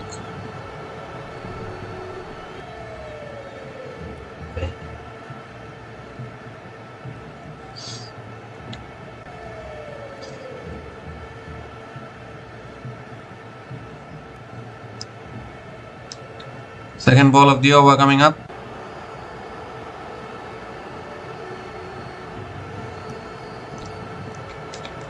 Oh, that's pulled away by Muniba Ali, but the fielder is there at deep mid wicket and takes the catch. Second wicket falls for Pakistan.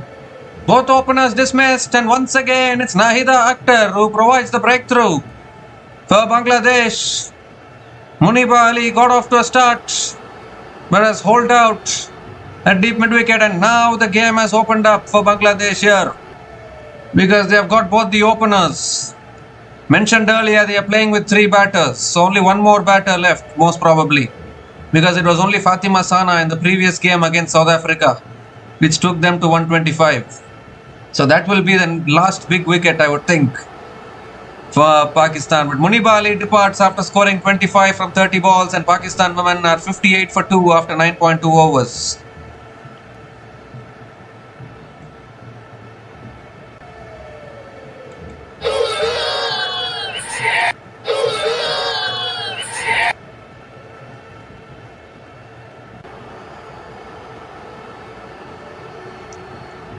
So 2 wickets down, and I think this game is far from over now, because once again we are into that vulnerable middle order of Pakistan, which couldn't contribute at all against India and South Africa. It was only Fatima Sana who contributed against South Africa. Otherwise, Pakistan were ending up below 100 runs in that game as well.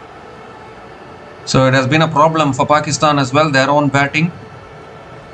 For both these teams, batting has been the problem, in all honesty.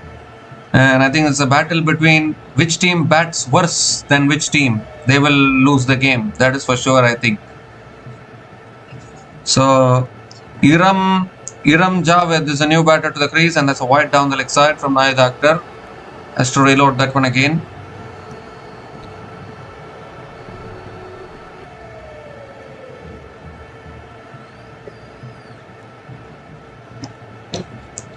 This time flicked away by Iram Javed, gets off the mark with a single. Pakistan women have been struggling in women's cricket actually. They couldn't get a win in the One-Day International World Cup last year. Again, still winless in this World Cup as well. So if they're not going to improve the quality of their batting, then I'm afraid even they are not going to improve, in all honesty. Goes for the sweep, Ayesha Zafar. It's towards deep square leg. It won't run away to the boundary, but they'll pick up a couple of runs. And once again, the equation comes down to a run a ball.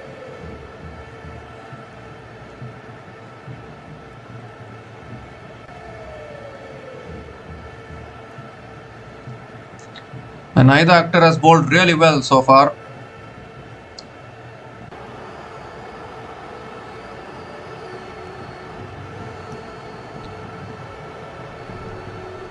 This time short and wide, cut away by Ayesha Zafar towards deep extra covers and picks up another single. She's good with this. She's good with a cut shot actually, Ayesha Zafar. You offer width, she's cutting you away really well. Iram Javed is back on strike.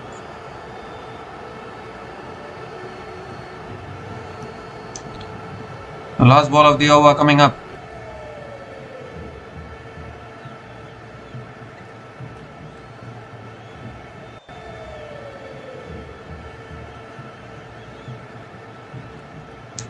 Iram Javed is back on strike.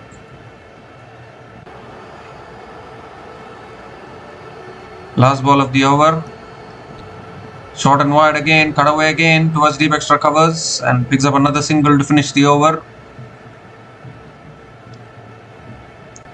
So 7 runs came from that over from Nahid Akhtar, including the wicket of Muniba Ali, and Pakistan women are 64 for 2 after 10 overs at the halfway mark of this innings.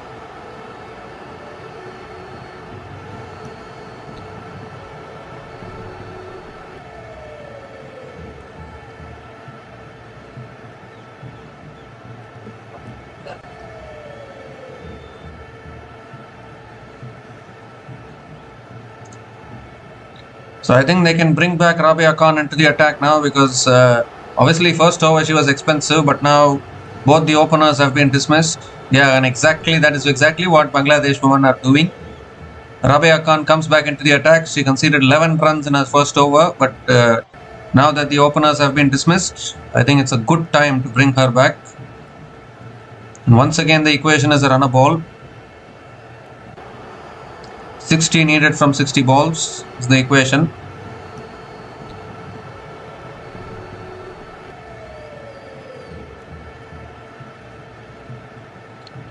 So Iram Javed is on strike. Here's Rabia Khan.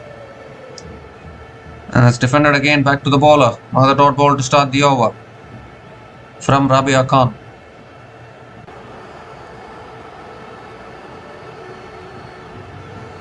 Even Shorna Akhtar can bowl actually. She's also a leg spin bowler. And it comes down the wicket this time. Iram Javed hits it over the top. And good fielding there at long on. Iram Javed comes back for a couple of runs. Good use of the feet actually from Iram Javed.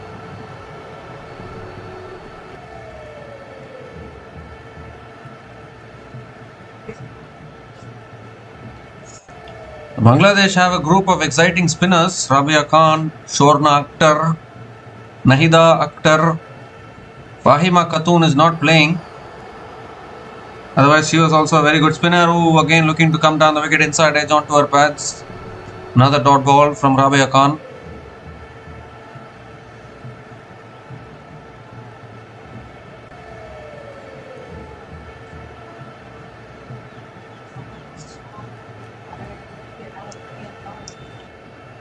So fourth ball of the over coming up.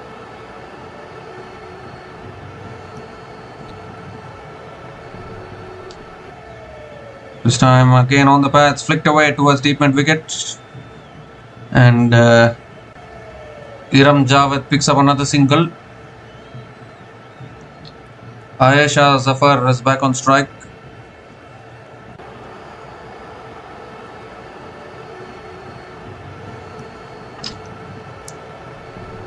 This time again punched down the ground by Ayesha Zafar towards long on and picks up another single. 4 runs have come from this over, still 1 ball left. And I think Shorna Akhtar might also come into bowl. He's scored runs with the bat, time to bowl as well, probably. Last ball of the over. Driven again. Oh, good fielding by Rabia Khan. But still they'll take the single. 5 runs came from that over. And Pakistan women are 69 for 2 after 11 overs.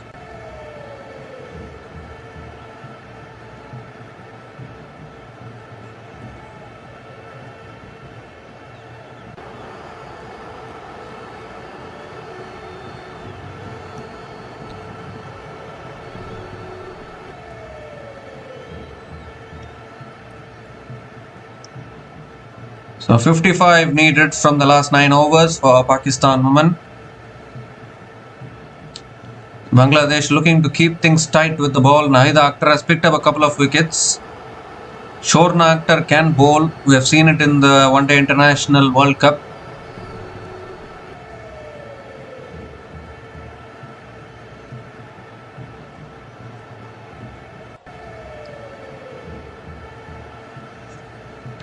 That is Sanjida Meghla is back into the attack now. Continuing with spin from all ends now, Bangladesh.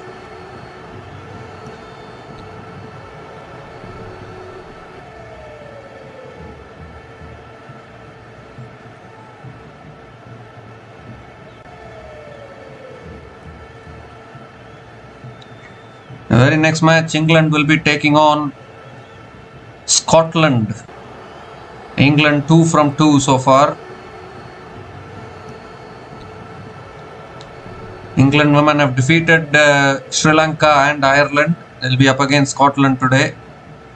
And they'll be in the absence of Nat Brunt, who has been ruled out of 2 matches because of injury. So I don't know the status, whether she will be available for the rest of the tournament in itself is a doubt. Charlie Dean will captain England. So we'll need to see how that goes. That's cut away by, in fact, Sanjida Meghla, cut away by Ram Javed towards deep extra covers and picks up another single to start the over.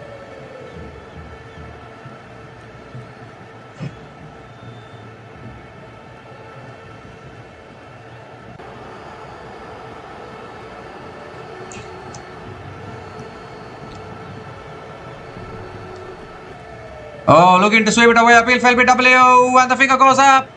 Third wicket goes down for Pakistan. Sanjida Meghla gets the breakthrough. Now, do they want to review here? We're going to have a discussion. They're going to have a discussion. They're going upstairs for the review. Now, unless there's bat involved in that, I think that looks very, very straight in front. Was looking to play across the line there. Was looking for the sweep. Ayesha Zafar. And Bangladesh women now taking wickets. Doesn't appear to be any bat involved in that.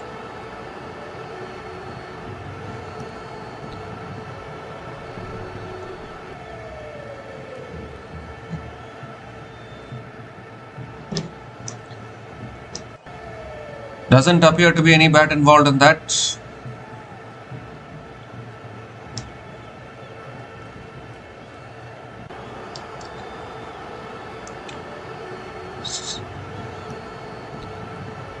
Okay, is there some glove involved? There is a spike as the ball passes the glove. So it might be reversed. Is there glove involved in that? That is the big question here. Or has it gone into the pads?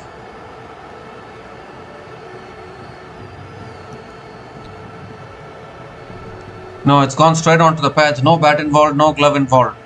The spike is that the ball is hitting the pads, so they'll move to ball tracking.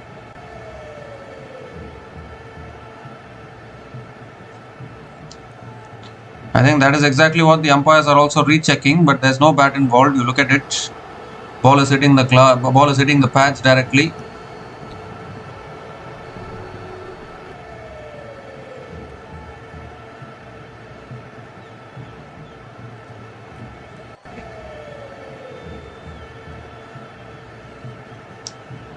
So they might move to ball tracking here.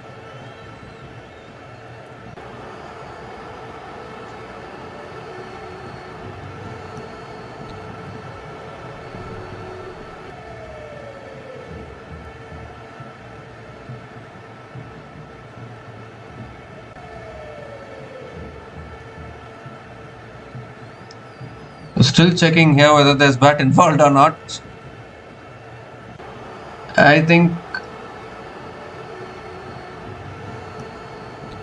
there's no bat involved. Pitching in line, impact in line. Wickets umpire's call. So umpire's call is out. So decision will remain as out. And they will retain their review. But the finger will go up and Ayesha Zafar will have to go. Third wicket goes down for Pakistan women. And this game is still not over, you would think. Sanjida Meghla gets the breakthrough. Ayesha Zafar has to go. Third wicket down for Pakistan. Little bit of trouble now. Ayesha Zafar is out for 11. Pakistan women are 70 for 3 after 11.2 overs.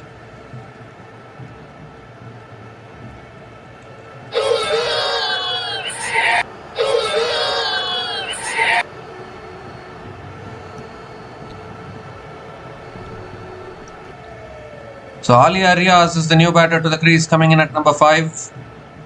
I don't know why they are still holding back Fatima Sana. They should be sending in Fatima Sana. She has been their best batter in this tournament so far. She has been in fact the best all-rounder for Pakistan women, if at all there's any. So you need to be sending her up the order. They are holding her back. Maybe trying to use her as the finisher if it goes down to that. But now the Bangladesh spinner is trying to squeeze a little bit here.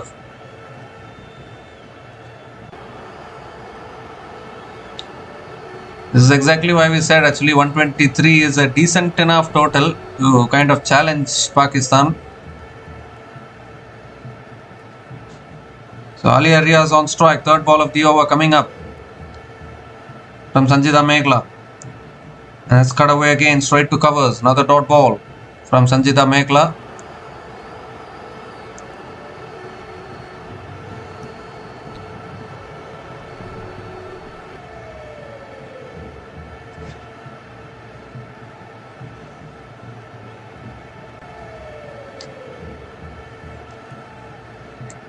Ooh, on the stumps again. She's trying to play everything off the back foot. Is Alia Riaz.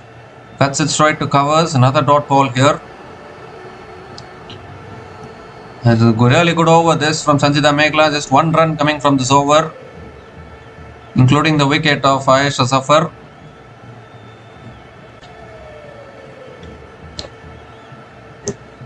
Oh, bowled. There's another one.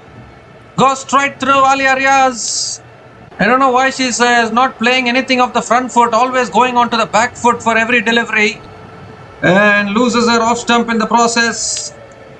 Second wicket in the over for Sanjida Meghla, and Bangladesh are now coming back into this game.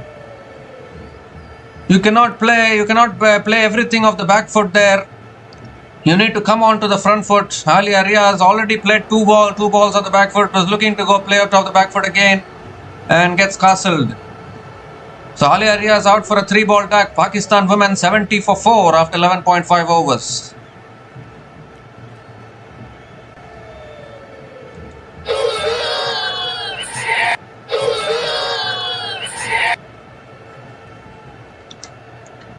So out comes Fatima Sana. Finally they heard me and they promoted her.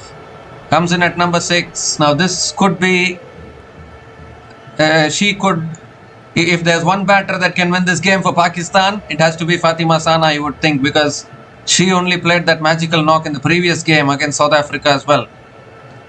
She is the one batter who is dependable in this Pakistan women's team. Just like how Sri Lanka women are dependent on Chamari Attapattu, Pakistan women's team are dependent on Fatima Sana. That is for sure. Coming in at number 6. This has been a terrific over from Sanjida Meghla. 1 run and 2 wickets in the over. You have to come on to the front foot. I don't know why she was playing everything off the back foot there. Last ball of the over coming up. And that's driven again down the ground to long on. Fatima Sana gets off the mark with a single to finish the over. 2 runs came from that over, including 2 wickets. And Pakistan women are 71 for 4 after 12 overs.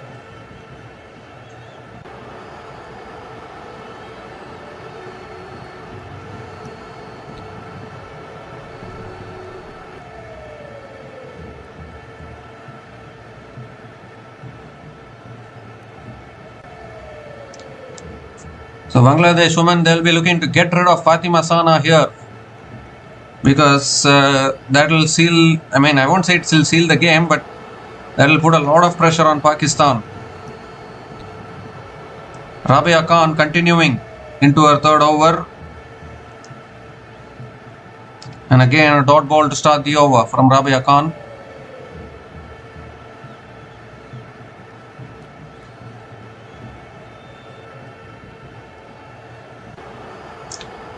Second ball of the over. And that's cut away again, straight to covers. Another dot ball. Back-to-back dot balls from Rabia Khan.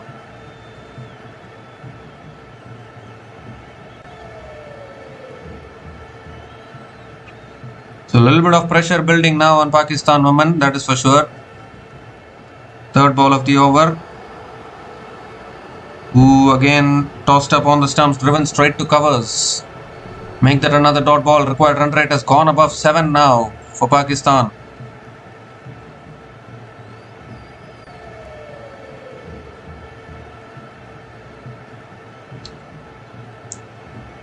Moves across her stumps, defends it back at the bowler. Good fielding again by Rabia Khan. 4 consecutive dot balls. Can we see a maiden over here? 2 more deliveries left in this over. Fatima Sana taking her own time to get herself in.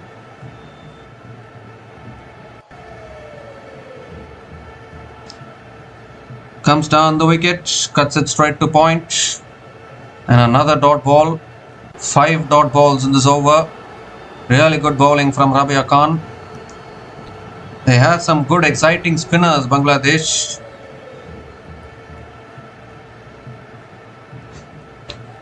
The last ball of the over coming up. And it's driven again to the bowler. Chance of run out at the bowler's end. If she had hit, maybe it could have been close.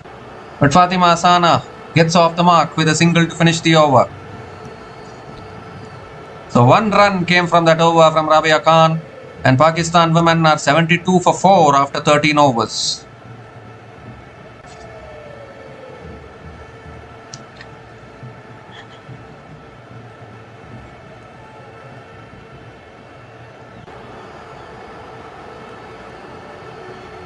Well, Shorna Akhtar can also bowl. I don't know why she has not been given the ball to bowl yet. She is also a really good bowler.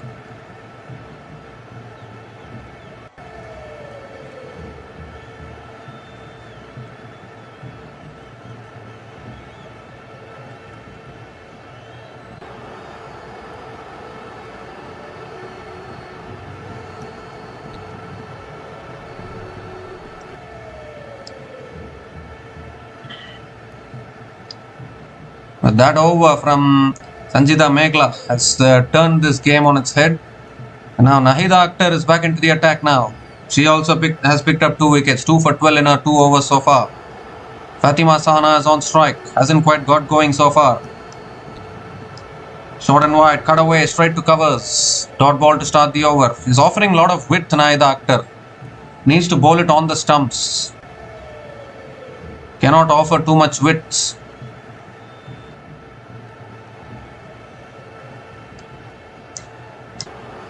Well, Fatima Sana struggling a little bit here. Tossed up, flicked away towards deep end wicket. Picks up another single. Is it only South Africa that brings the best out of Fatima Sana, or is it? I'm not able to understand actually, because I have seen most of her knocks against South Africa women. She is performing well with the bat, but against other oppositions, not that much. Though, in all honesty.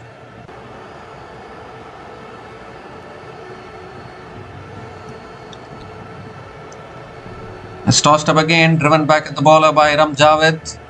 Another dot ball here. The gap is widening now. 51 needed from 39 balls now for Pakistan. 3 more deliveries left in this over. Bangladesh are tightening the screws. Down the track this time. Drives it down the ground to long off. And Iram Javed picks up another single.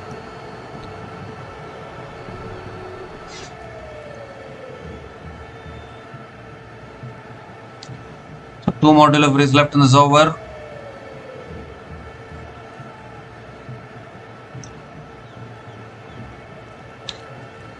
Important thing is to handle the pressure here. Full toss. Fatima Sana hits it down to long on and picks up another single. I mean, I'm not able to understand actually. Sometimes I even wonder, are South Africa the punching bags in ICC tournaments?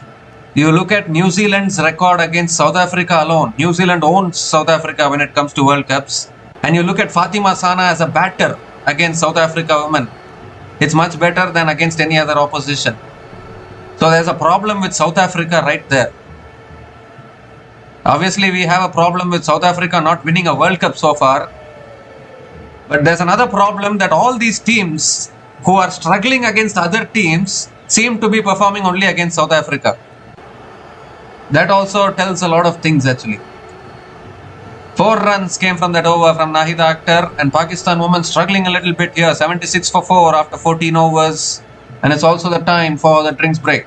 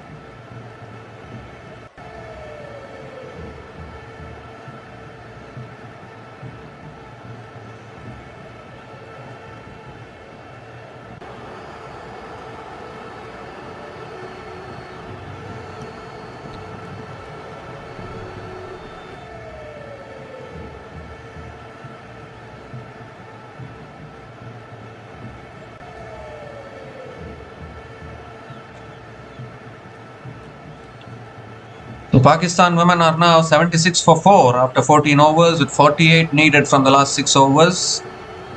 And Fatima Sana 4 from 10 balls, Iram Javed 9 from 11 balls. Neither batter has hit a boundary so far.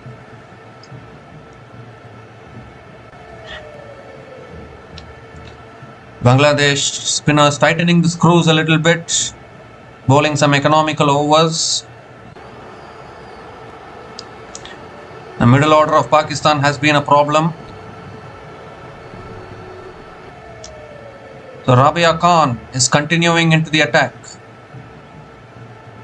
Iram Javed is on strike. Oh, looks for the cut shot. Is fumbled by the keeper, but short fine leg is there in time. And another dot ball to start the over from Rabia Khan.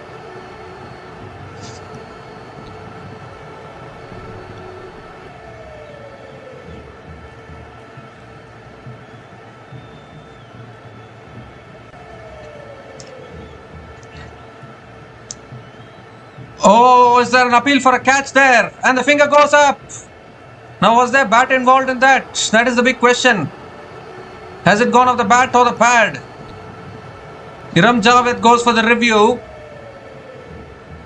Now, you have to have a look at this one. Looks like the 5th wicket has gone down here.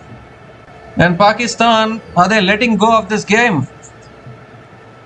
Wickets are falling. The runs are not coming. This is fantastic bowling here from Bangladesh at the moment. Can they register a win against Pakistan in the Women's T20 World Cup? They did it in the One Day International World Cup twice.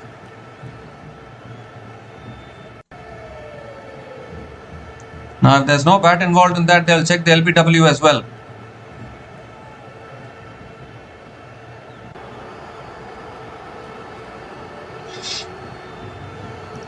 So suddenly, from the equation being at a run a ball, it has gone up now. It's the required run rate has gone up to 8.47. And now you would think that Bangladesh are ahead in this game.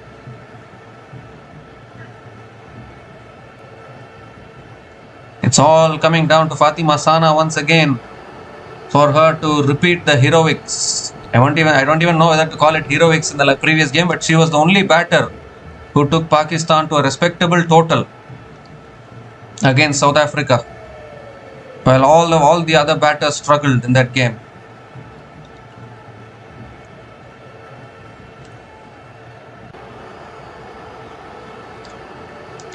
Well, they're checking for the LBW here. Pitching outside off, impact in line. Wickets hitting, so it is LBW, not a catch, it is LBW. So Iram Javed will be out and they've lost their review here, Pakistan. What is happening here? What is happening here with Pakistan? Finger goes up once again. Rabia Khan gets the breakthrough. Bangladesh on top here. Iram Javed is out after scoring 9 runs from 13 balls. Half the side dismissed now for Pakistan. 76 for 5 after 14.2 overs.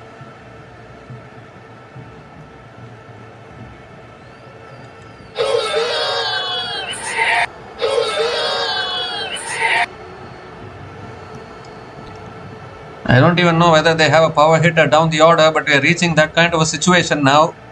Saira Jabin is the new batter to the crease, coming in at number 7 for Pakistan. Running out of batters at the moment. Outstanding piece of bowling here from the Bangladeshi spinners. Tuba Hassan, Nashra Sandhu batters to come in. Who goes onto the back foot, defends it again. Another dot ball from Rabia Khan. How quickly a game can turn.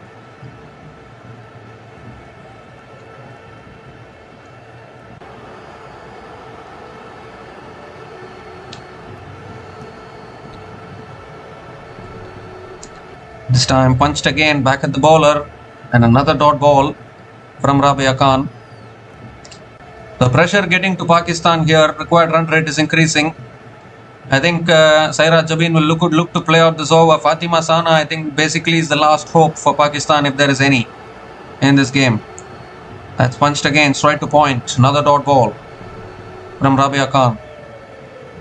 Could this be a maiden over here? Could this be a wicket maiden? Last ball of the over coming up. Oh, again defended on the back foot. A wicket maiden over from Rabia Khan. She finishes her spell 1 for 17 in her 4 overs. And Pakistan women really struggling here, 76 for 5 after 15 overs.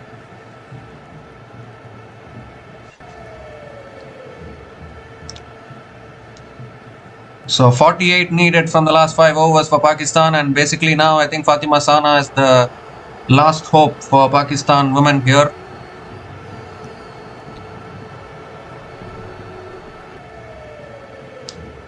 Similar to South Africa actually, Pakistan prone to wilting under pressure. South Africa also same problem. South Africa do that in semi-finals and finals. Pakistan do it even in the group stage. That is the difference. Sanjida Meghla back into the attack now. And if they can get rid of Fatima Sana, that will be the game right there for Bangladesh. So proper T20 equation this. Has punched again. Oh, a little bit of a misfield there at covers, but they'll still only get the single.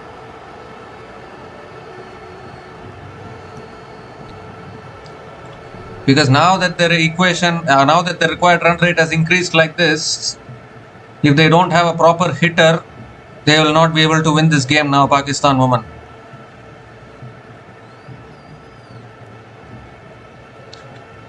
Second ball of the over coming up.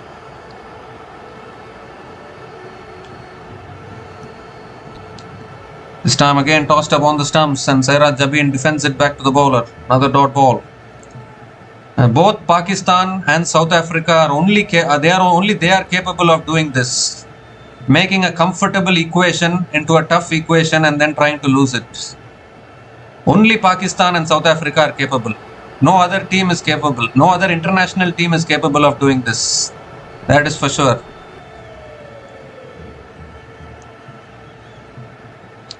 Down the track, in the air, and it's taken at point. Another wicket goes. It's not Fatima Sana, but it's the batter at the other end. Saira Jabin has driven it in the air. Really good catch at point. And Pakistan are just letting go of this game at the moment, and they might remain winless in this tournament, I think. Bangladesh right on top. It seems as though Bangladesh are owning Pakistan, whether it comes to men's cricket or whether it comes to women's cricket. We have seen even in men's cricket where Bangladesh have won an ODI series. They have won a couple of test series against Pakistan. They have won ODI series, T20 series, all of them. The Bangladesh men's team have done it. And now the women's team are beating Pakistan in every World Cup possible. Definitely, I think Pakistan are having a Bangladesh problem at the moment everywhere in cricket. That is for sure. Bangladesh are proving to be a nemesis for Pakistan. Saira Jabin out for a 6-ball duck. Pakistan women are 77 for 6 now after 15.3 overs.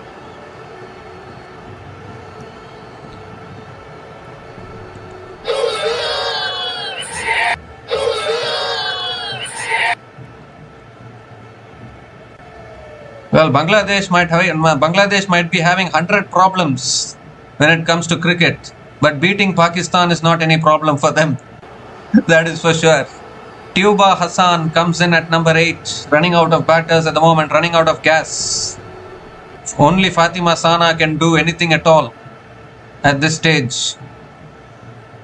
How has it got down to this? That is what we are wondering. The openers were going so good and we were all thinking, okay, maybe Pakistan are going to register a win comfortably here. But now it's becoming tougher and tougher now. Flicked away by Tuba Hassan towards deep mid wicket and gets off the mark with a single.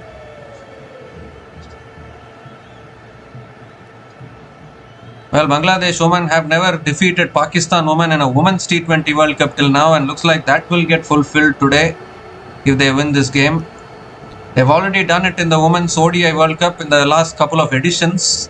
In fact, Bangladesh only win in the previous women's ODI World Cup came against Pakistan only, and now again against Pakistan they are in a good position. And I think Pakistan women's team are very, very poor actually. I mean, the men's team are also bad, women's team are even poor than the men's team, and that is why they are not able to win a game in any World Cup. Even Fatima Sana has only 5 from 12 balls, but I really wonder how she batted so well against South Africa alone. This time cut away again straight to the fielder. Again another dot ball to finish. Oh, in fact, she has taken the single she has taken the single to finish the over. 3 runs came from that over, including the wicket of Saira Jabin. Pakistan women really struggling here. 79 for 6 after 16 overs with 45 needed from the last 4 overs.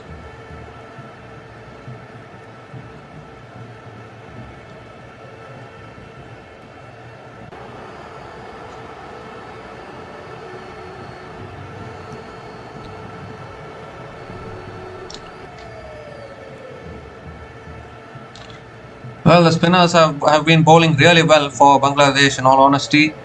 They've already beaten the Netherlands. They can win this as well.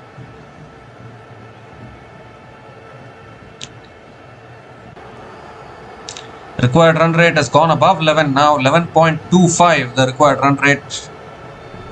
So they really have to go some here, Pakistan.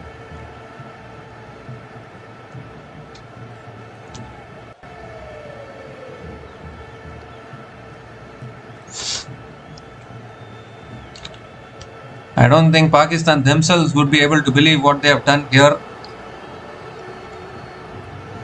Ritu Moni bowling the 17th over.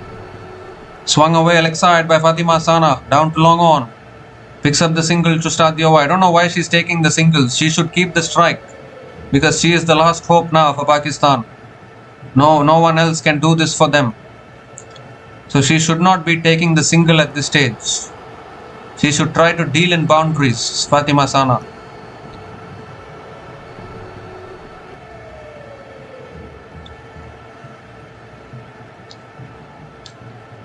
Oh, appeal for LBW, and another one goes. Finger goes up. 7th one down. What a collapse this is turning out to be for Pakistan.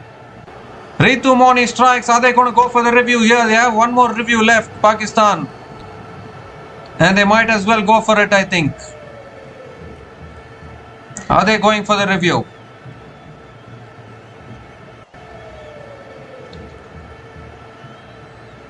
No, she has started to walk, I think. Has she? She has started to walk. She's not decided to review. So another wicket does go down. Ritu Moni strikes. And Bangladesh strengthening their chances of winning this game here. Fatima Sana is running out of partners at the moment. 7th wicket goes down. Tuba Hassan out for 1. Pakistan 80 for 7 after 16.2 overs.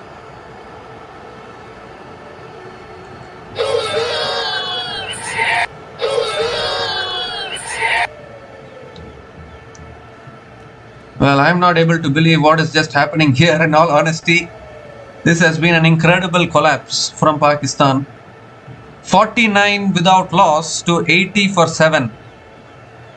They have lost 7 wickets for 31 runs. Can you believe it?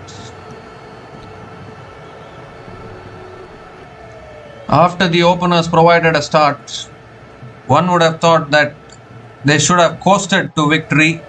But that's not been the case. Nashra Sandhu, new batter to the crease, drives it down the ground to long off, gets off the mark with a single.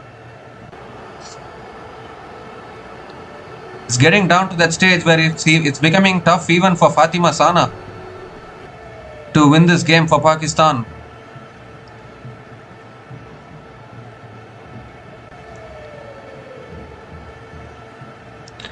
Only Tazmia, Rubab and Sadia Iqbal to come in after this. That's thrown again down the ground. Towards long off. They're looking for 2. Coming back for 2. And they'll get another couple of runs here.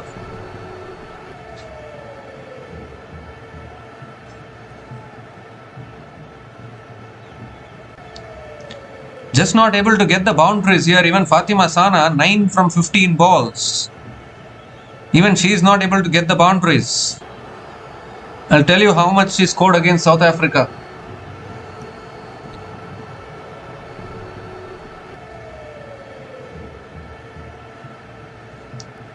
Yeah, that could also be a factor. Women's cricket has improved a lot. Swings it down the ground again towards long on and picks up another single.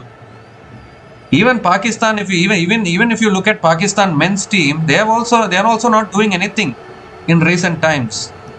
They have also gone. Their cricket has also gone down. Women's team were never playing at the high standards. They were always below par. That's driven again. Good fielding. Another dot ball to finish the over. So 5 runs came from that over from Ritu Moni, including the wicket of Tuba Hassan. Pakistan women in real problems here. 84 for 7 after 17 overs with 40 needed from the last 3 overs. Now coming to Pakistan cricket, their men's team has also declined actually, in all honesty. Look at the kind of cricket Pakistan were playing when Shahid Afridi, Misbah-ul Haq and all of them were playing cricket. That was at another level actually. They are not playing like that anymore even in men's cricket. Women's team has not won anything at all. They have not won an Asia Cup. The Pakistan women have not won an Asia Cup. They have not won a World Cup. They have not even made it to a World Cup semi-final. They have never been at the high level at all. But now losing to Bangladesh like this is becoming a new normal as far as Pakistan is concerned. But I'll just want to check, I'll just want to reveal how much Fatima Sana scored against South Africa. Because they were in a similar kind of a situation against South Africa as well, but they got to 126.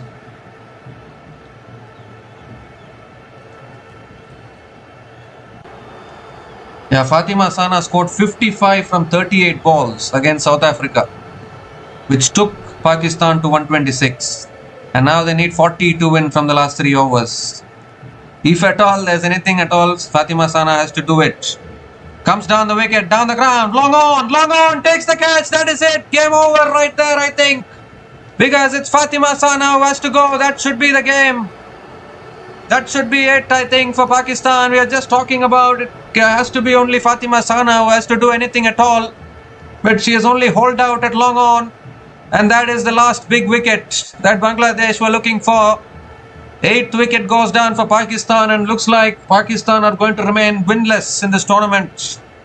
After 3 games, they might become the first team to get officially knocked out of the ICC Women's T20 World Cup 2026. And what a performance this is from Bangladesh. They were behind with the bat, but then Shorna Akhtar played a crucial knock with the bat to take them to 123. And now their spinners are just choking the Pakistani batters and getting wickets. Fatima Sana departs after scoring 10 runs from 17 balls. And Pakistan women are now 84 for 8 after 17.1 overs.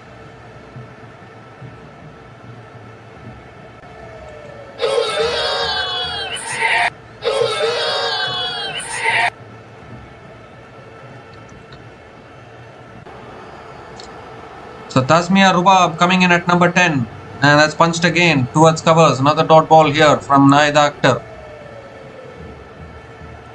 Well, Pakistan women were 50 for 8 against South Africa, and Fatima Sana took them to 126. And now I'm wondering, why is it that batters are only performing against South Africa and not able to perform against other teams? That is my another question actually. Because if a batter is failing against other teams, oh, there's a direct hit as well. There's a direct hit here. This could be another run out. They might want to go upstairs for this one. It's all going the way of Bangladesh. I think she's made her ground. There was hesitation there. I think she's made her ground. Yes, she has made her ground, so it won't be out. But yeah, my other question is that only. We all know about South Africa suffering, but why is it that some teams or some players, whenever they see South Africa as their opposition, they become another beast altogether? Like, just imagine Fatima Sana, 55 from 38 balls against South Africa. Why she couldn't deliver that knock here against Bangladesh? That is my only question. Now that is exposing the true colors of South Africa actually, because from 50 for 8, they should have bowled out Pakistan for under 100 runs. That is the true quality of a team. That is the quality of a big team, a contender, World Cup contender. If South Africa are not able to do that, if Bangladesh are doing that, South Africa are not able to do that, then there is a problem with South Africa, and we are always talking about South Africa being World Cup contenders. In fact, South Africa almost lost their game against Pakistan. If you look at it, they lost 8 wickets. They made it tough for themselves, and then they chased down 125. There's no denying the fact that Pakistan and South Africa are the biggest bottlers when it comes to World Cups. That is for sure. Well, they've gone upstairs for a review here. Another review for LBW.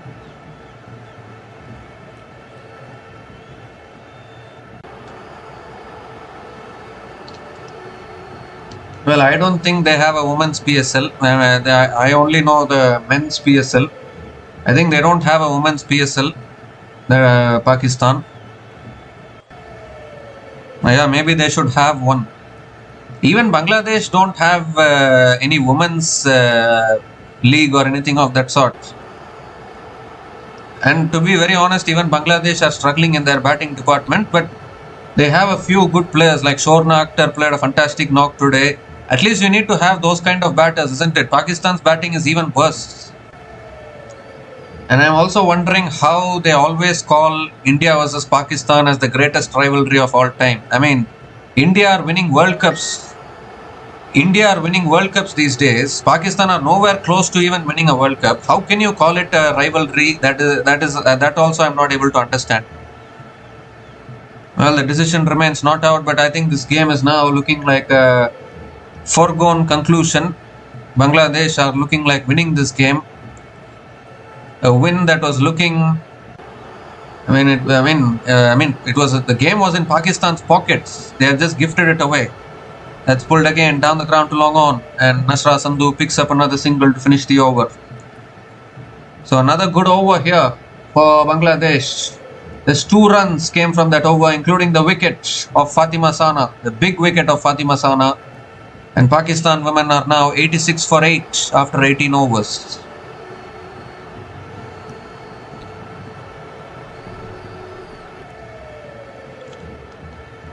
So looks like Bangladesh women are going to register their first ever win against Pakistan in a women's T20 World Cup. That will be a proud moment.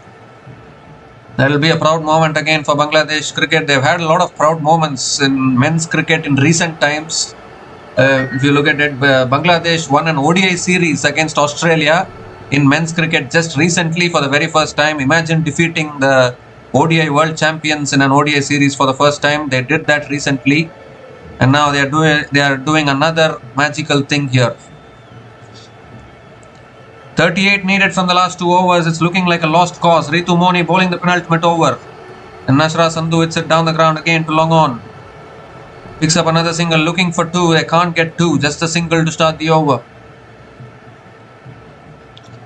It's unbelievable, isn't it? Pakistan were 49 without loss. From 49 without loss to this situation, it has been an unreal collapse. A game which they should have chased down, in the game total which they should have chased down comfortably, they have somehow complicated it. As we see another couple of runs here for Tasmia Rubab. This will hurt a lot for Pakistan women. They didn't win a single game in the Women's ODI World Cup of 2025.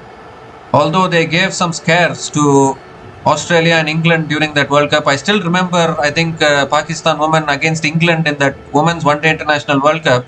They were in a winning position against England when rain came in Colombo and washed out the game. And they had Australia at, I think, 77 for 7 or something when Beth Mooney scored 100 and won the game for Australia. So they did give a scare to Australia and England in the previous One Day International World Cup. But this World Cup is proving to be a disaster now. 4 runs from the first 3 balls of this over, 34 needed from 9 balls now. Comes down the wicket and drives it back at the bowler. Can only take the singles at this stage. It's going to be Bangladesh. It's Bangladesh's day. Fantastic comeback with the bat actually. At one stage it looked as though Bangladesh might not get past 120, but I think Shorna Akhtar will be the player of the match today. There's no doubt about that, because it was her knock that actually took Bangladesh to the competitive total. And it was I always knew that anything above 120 can challenge Pakistan. I was not sure whether it could win you a game. I was not sure whether they could defend it, but I was definitely sure that it can challenge Pakistan, because Pakistan also have their own problems in their batting. But once Pakistan got off to a good start, I mean their openers got off to a really good start. From there they should have won it, but somehow they have collapsed in this situation now. They brought themselves in this kind of a situation. As Nashra Sandhu goes down the ground again, goes long on, just a single to finish the over. The boundaries have dried up for a long time now. In fact, they have picked up a couple of runs to finish the over. So 8 runs came from that over from Ritu Moni, and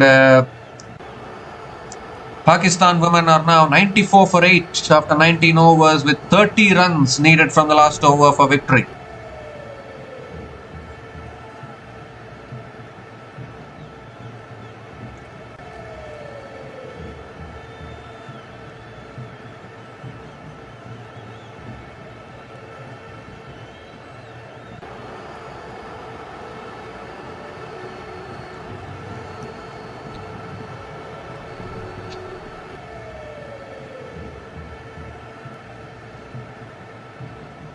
So 30 runs needed from the last over, which means 5 sixes is what is needed from 6 balls.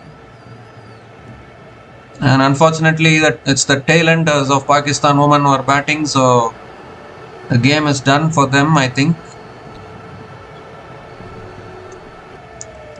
There will be disappointment for Pakistan. It's going to be 3 losses in a row. They lost against India, they lost against South Africa, now they are losing against Bangladesh for the very first time in Women's T20 World Cup history. As Marufa Akhtar starts with a dot ball. So 30 needed from 5 balls now. 5 sixes in 5 balls is needed.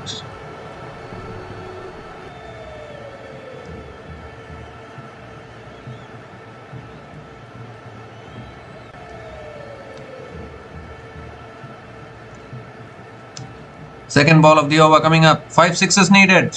Hits it in the air. Tasmia Rubab Oh, just eludes that fielder at mid-off. Got a hand on it, but more importantly, it hasn't gone for 6. They'll only pick up a couple of runs. It's done now. Mathematically, the equation is done for Pakistan. It's going to be Bangladesh who are going to be winning here. They'll be picking up their second win. Although it will still be tough for Bangladesh to make it through to the semi-finals, but still beating Netherlands and beating Pakistan is an achievement in itself as far as Bangladesh is concerned. Third ball of the over. Oh, looking to swing it away leg side, and appeal for LBW. But it will be not out. They'll get through for a leg by single. Because obviously Bangladesh, they have lost against Australia. Their next 2 matches are against India and South Africa. I mean, although South Africa have chances of bottling a match, but South Africa are never a bad team actually. They are always a good team, but somehow they are also another team you cannot trust at all when it comes to crunch situations. So Bangladesh might push South Africa hard, but against India it will be tough for Bangladesh in all honesty. They're coming back for 2 here. Chance of run out was there, but fumbled it. Maruf Akhtar. Couple of runs completed. So it's over now. 25 needed from 2 balls is not going to be possible. It's going to be Bangladesh who will be winning this game. It's been a terrific bowling performance. The spinners, everyone coming into play. And the equation was under a run ball multiple times for Pakistan, but still never gave up. Bangladesh never gave up, kept on taking wickets. And it's going to be a historic moment for them. 5th ball of the over. Swung away leg side again by Nashra Sandhu, but again not enough power. One bounce to deep mid wicket. And Nashra Sandhu picks up another single. 100 comes up for Pakistan. 100 comes up in 19.5 overs at the loss of 8 wickets. Only 1 ball left. 24 needed. It's not going to be possible for Pakistan women, that is for sure. So last ball of the match. Bangladesh already celebrating here. Last ball coming up from Maruf Akhtar. Tasmia Rubab on strike. Comes down the wicket, misses it. That is it. Game over. Bangladesh women win this game by 23 runs. Can you believe it? The first time they have beaten Pakistan women in the Women's T20 World Cup history. They have beaten Pakistan women in the previous 2 One-Day International World Cups as well, and now they have done it in the Women's T20 World Cup.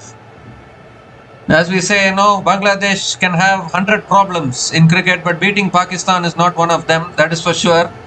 Because whether they are winning against any other team or not, winning against Pakistan is becoming a formality these days for Bangladesh. Only posting 123 on the board. They won the toss, elected to bat first. Posted 123 on the board thanks to a fantastic knock from Shorna Akhtar with the bat.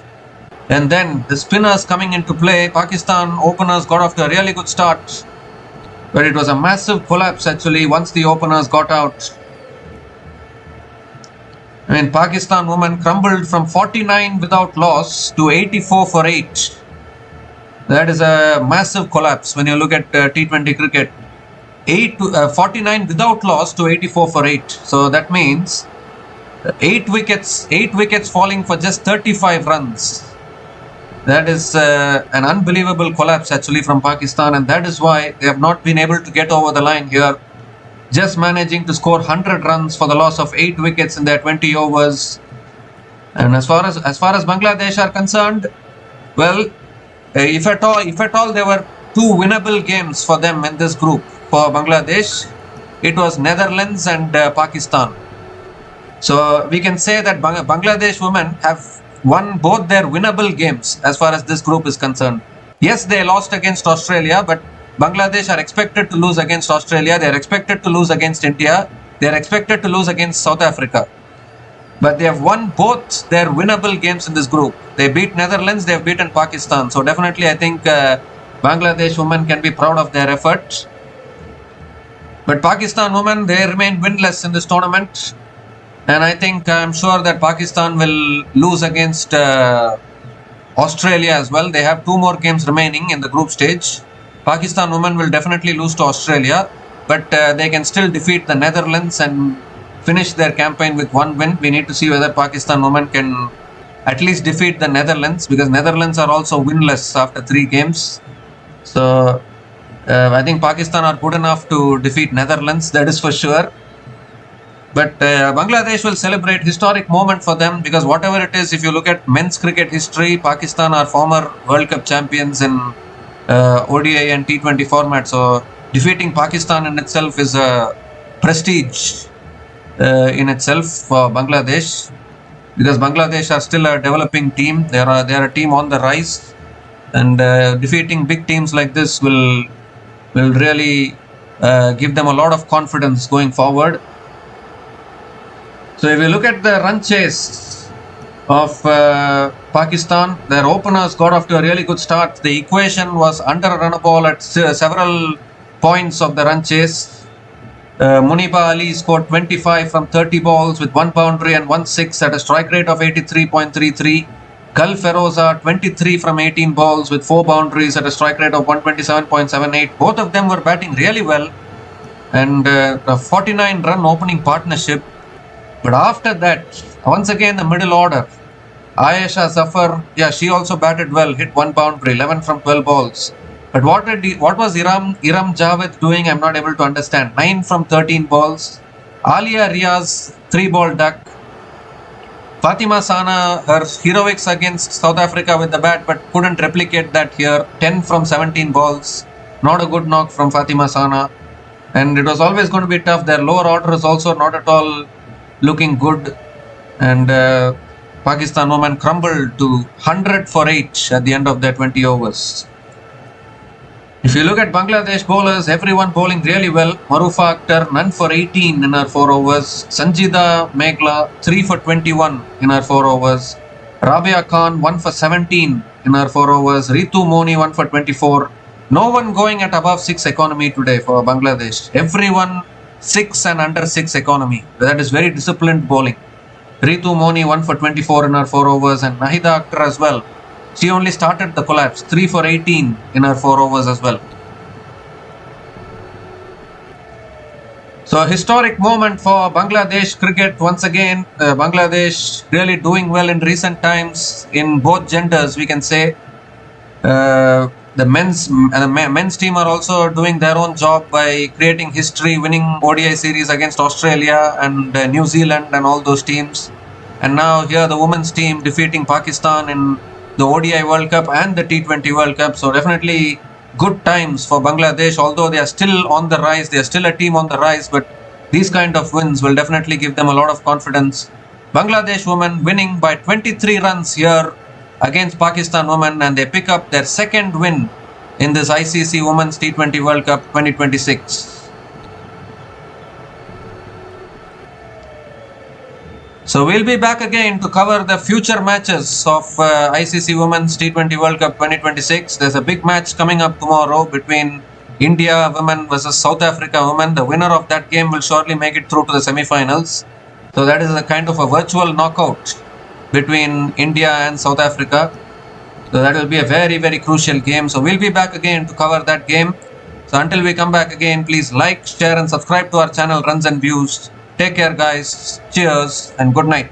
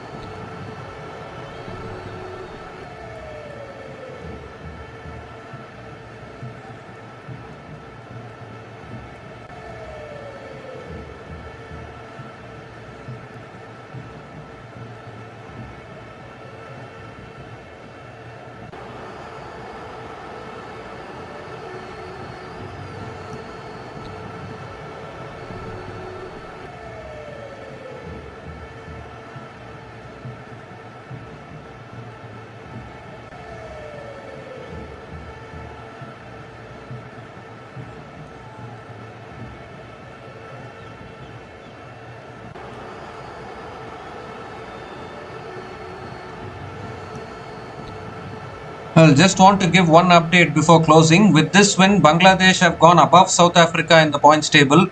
They have gone to number 3 in the points table with 2 wins from 3 games. And that is because Bangladesh women are having a better net run rate when compared to South Africa. So that in itself is an achievement, going above a team like South Africa in the points table. But obviously, I think tomorrow South Africa will be trying to win their game against India and then climb up the points table once again. Tomorrow is kind of a virtual knockout actually, because you would think that India and South Africa will win their remaining winnable games. So the winner between India and South Africa will be the deciding factor in terms of qualifying for the semi-finals.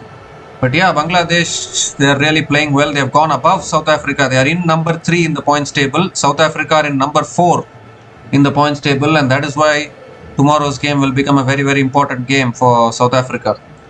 So yeah, we'll be back again tomorrow. So yeah, take care guys. Cheers and good night.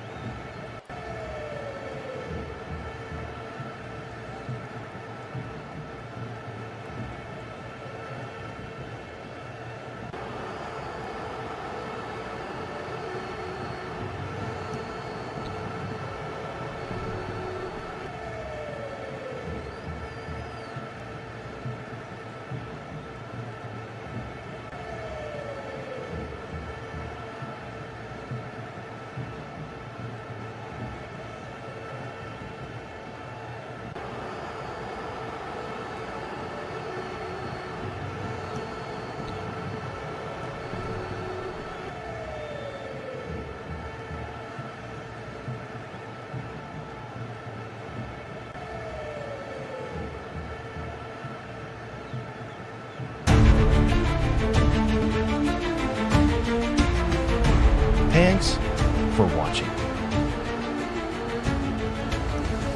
Please like, subscribe, and share.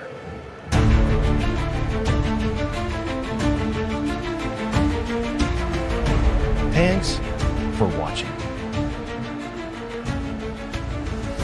Please like, subscribe, and share.